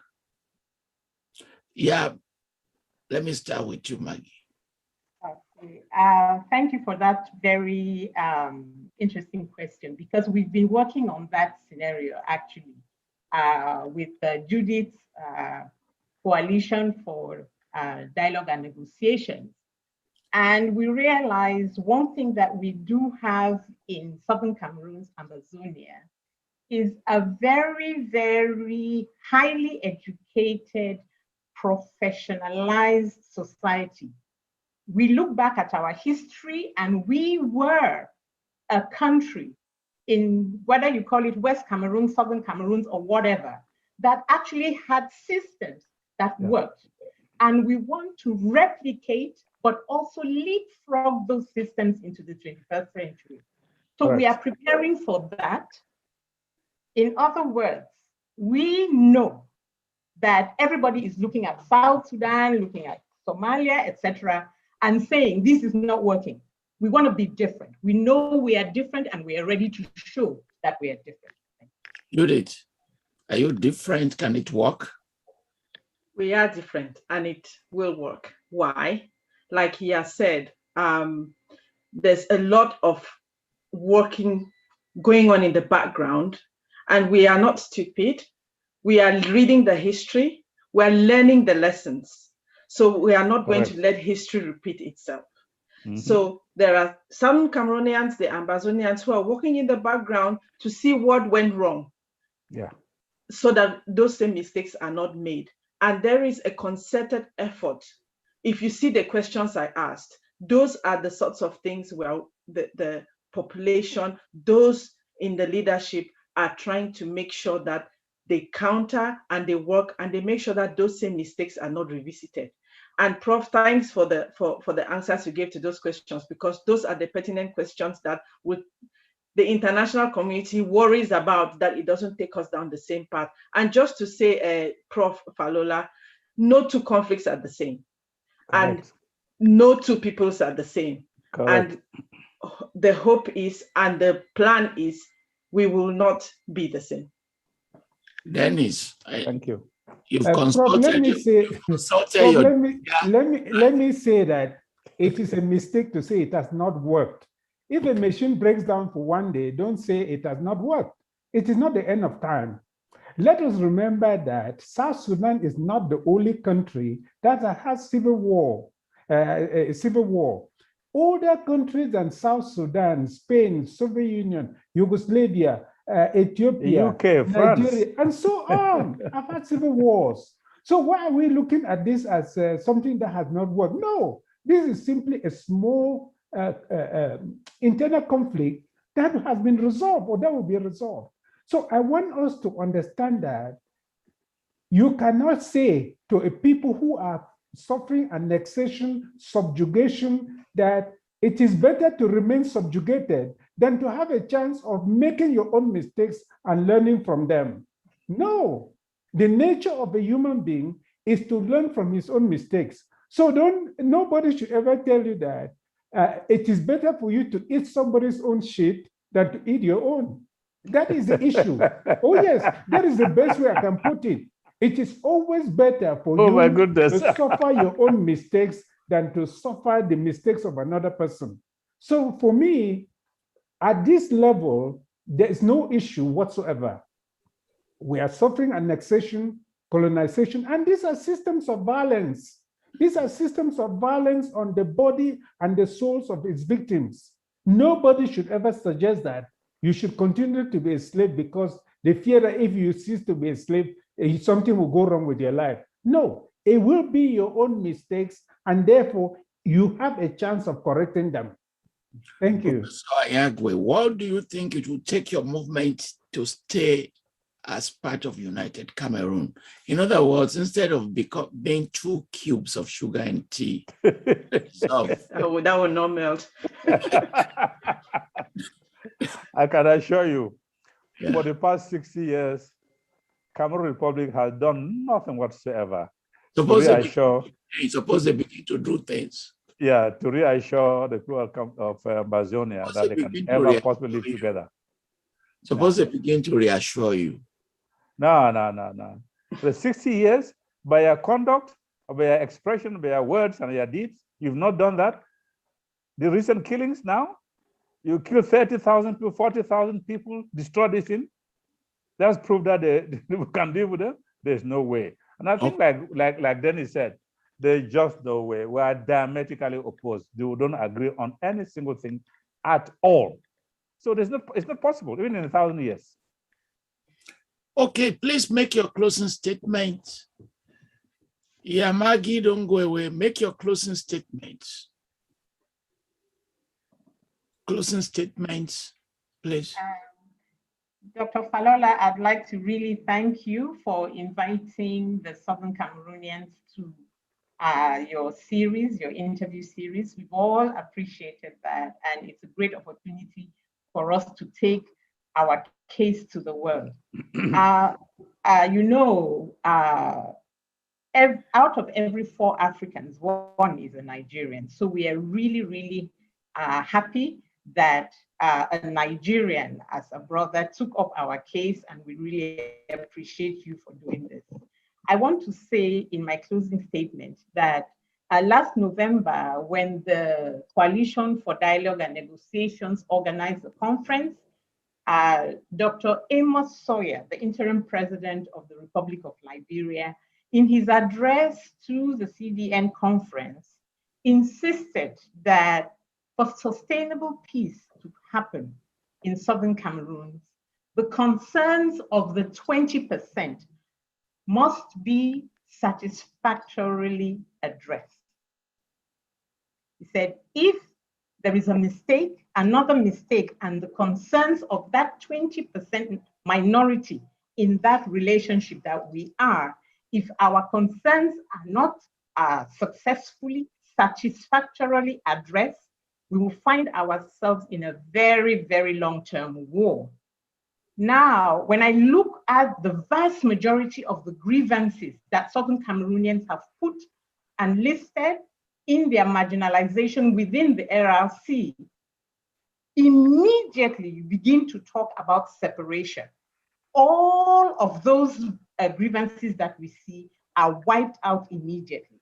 When you talk about the language, you create your own country. There is not that language issue. When you talk about education, we create our country. There is no education issue with LRC. When you talk about the legal systems, we create our own. There is no more. When you talk about the administration, we create our own. There is no more. And when we separate from them, there is the human rights issues, the brutality, the employment opportunity, as we talked about in the CRTV example. All of those things, including the human resources and natural resources that we have, those disappear. So the viable solution to our problem now is, and let's not sugarcoat it, it's good separation, clean and simple. It would be a hard negotiation, but we are prepared for that. And the LRC cannot lie to us that we don't have leaders who are negotiating, who can negotiate for us. We do. So once they are ready, instead of dragging the pain of our people any further so that we become bad neighbors, we should right now solve the problem and remain good neighbors. That's all I can say. Thank you so much, and hopefully we'll come back again. Ms. Judith Mwana, your closing statement, please. Thanks once again, Prof. Falola, for organizing this. It was really, really enlightening. And Prof. Anyangwe, it was a pleasure, as always, to have this opportunity to chat with you on the salient issues. My closing remarks really, Prof. Falola, is this opportunity on behalf of all Southern Cameroonians, and I say this with so much emotion as people know me, on behalf of all Southern Cameroonians, I would like to take this opportunity to reiterate to the government of Cameroon that this crisis will not be solved by war. It will not, it cannot, and it will not. The frontline groups are ready for dialogue. They have been. After the loss of lives on both sides, mind you, on both sides, there will still be need for dialogue and negotiations. So why engage in the loss of lives? This is not an internal issue to Cameroon. If it was, then the fighting will still not be going on and the issue would have long been solved. Cameroon would have been able to solve the crisis. This now is beyond our boundaries. We can't keep doing the same thing and expecting different outcomes. The fighting needs to stop. There is too much suffering. You, me, our children, and our children's children. The international community needs to use all within its powers to enforce a ceasefire, negotiations, and dialogue addressing the root causes. If not resolved today, believe you me, our children, our grandchildren will raise this issue up again, and every time the crisis will be deadlier. Now is the time for a mediated, negotiated settlement. We need a mediated solution in a neutral territory with external guarantors as signatories. And I hope the international community is listening, because there are enough Southern Cameroonians out there willing to fight this for a very, very long time. But we need their intervention, because if it had to be resolved in 5 years, it has not gone anywhere. Thank you once again, Prof. Falola, for giving us the opportunity to speak about what's going on. Thank you, Judith. Dennis, please, your final. Prof, let me join the other speakers to thank you for organizing this. I think it has been very enlightening for the rest of the world. Judy just took my final word from my mouth. But I want to say that this conference is organized principally for the world and for La République du Cameroon to understand that this matter is different from what they are trying to peddle in the international community. We are calling on all reasonable minds in Cameroon to stand up and say, let this war come to an end. Cameroon cannot surrender its life to one single person called Paul Biya. He cannot choose to sacrifice his soldiers. He has turned them into assassins, murderers, killers. The role of a soldier is not to go out there and kill people because the president says go and fight. The role of a soldier is to defend just causes, is to defend national territory, is to defend life, property. Cameroon soldiers are not doing any of those things in this case. Paul Biya has decided to waste the lives of Cameroon soldiers. It is time for this war to end. It is time for this war to end. We appeal to Dion Gute, who is an Ambazonian, whether he likes it or not, he's an Ambazonian. He should be able to stand up and say, I also want this war to end. Let them stop the pretense. It will not help anybody. It will not help anybody. We can go on forever. We can allow white people come and deceive us to kill each other. They just stand and say, look at those Africans. They say Black lives matter. If Black lives do not matter to them, how will they matter to anybody else? So this is something that concerns Africans as Africans. It is not for Africans to keep killing themselves and making a fool of themselves to the rest of the world. So let us understand that we owe it to ourselves to be reasonable, to sit down and say, how can we resolve this matter? And we'll be able to resolve it. I thank you very much. I call on Cameroon again to accept dialogue, internationally mediated dialogue, so that this matter can be resolved. There is no reason to kill one extra person before a solution is found. Thank you. Professor Anyangwe, your closing statement, sir. I think those who preceded me have made matters easier for me, and I concur with all the views they've expressed. And I think they're very strong and they're very powerful. And I'm just saying that the continuation of these killings that are going on there and the destruction constitute a recruitment agency for our boys. And the more they kill, the more people they recruit to this, to defend the territory. So, like everybody has said, the best way out for Cameroon Republic is to accept dialogue or negotiation. So we can get on the table. Every war eventually ends up on the negotiation table. Why do we have to waste a lot of time before getting on the negotiation table and waste so many lives unnecessarily? When you see some of those people being killed, you wonder, why are they being killed? Why are the French Cameroon soldiers being killed? You wonder. Is our liberation feasible? And I can assure you that our liberation is not only feasible and is bound to come. Everything that has been happening is simply a battle of the mind, because whoever conquers the mind colonizes you. So you always have night. Night is always there, but the sun will always appear. And like Frank Fanon said, every generation, out of its own obscurity, must discover its mission, fulfill it, or betray it. Our liberation is on course, and we shall be free. And I want to end up with this very famous song. It's an elegy, a lament of our people, and all of you, where's here? All of you can, Dennis, all you can, if you just join me. And the whole thing you all know, our people know. Oh, how many people Paul Biago kilo? How many people Paul Biago kilo? How many people Paul Biago kilo? How many people Paul kilo? Oh, Igor retire. Oh, retire. Oh, retire. We shall never give up the fight. Thank you, Prof. Thank you very much. Let me thank all our crew members, our technical people. We're very grateful.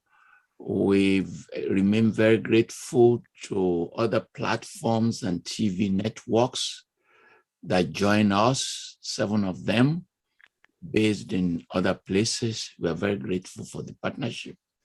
We thank you, Dennis, Judith, and Professor Anyangwe.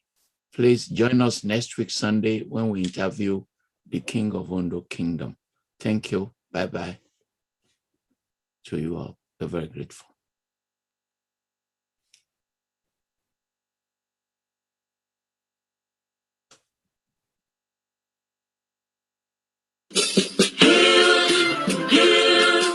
Hail this land of glory, we the Amazonians, nation loyalty. Praises to our Savior who granted us the freedom, and legends to the heroes who called the Lord we gather. Glory to glory, we rise and never to fall. Here in a nation, flowing with the glory. Glory, glory, glory to the Father for making you a nation, a joy forevermore. Ambazonia, land of freedom, you shall live in plenty in our need, and your true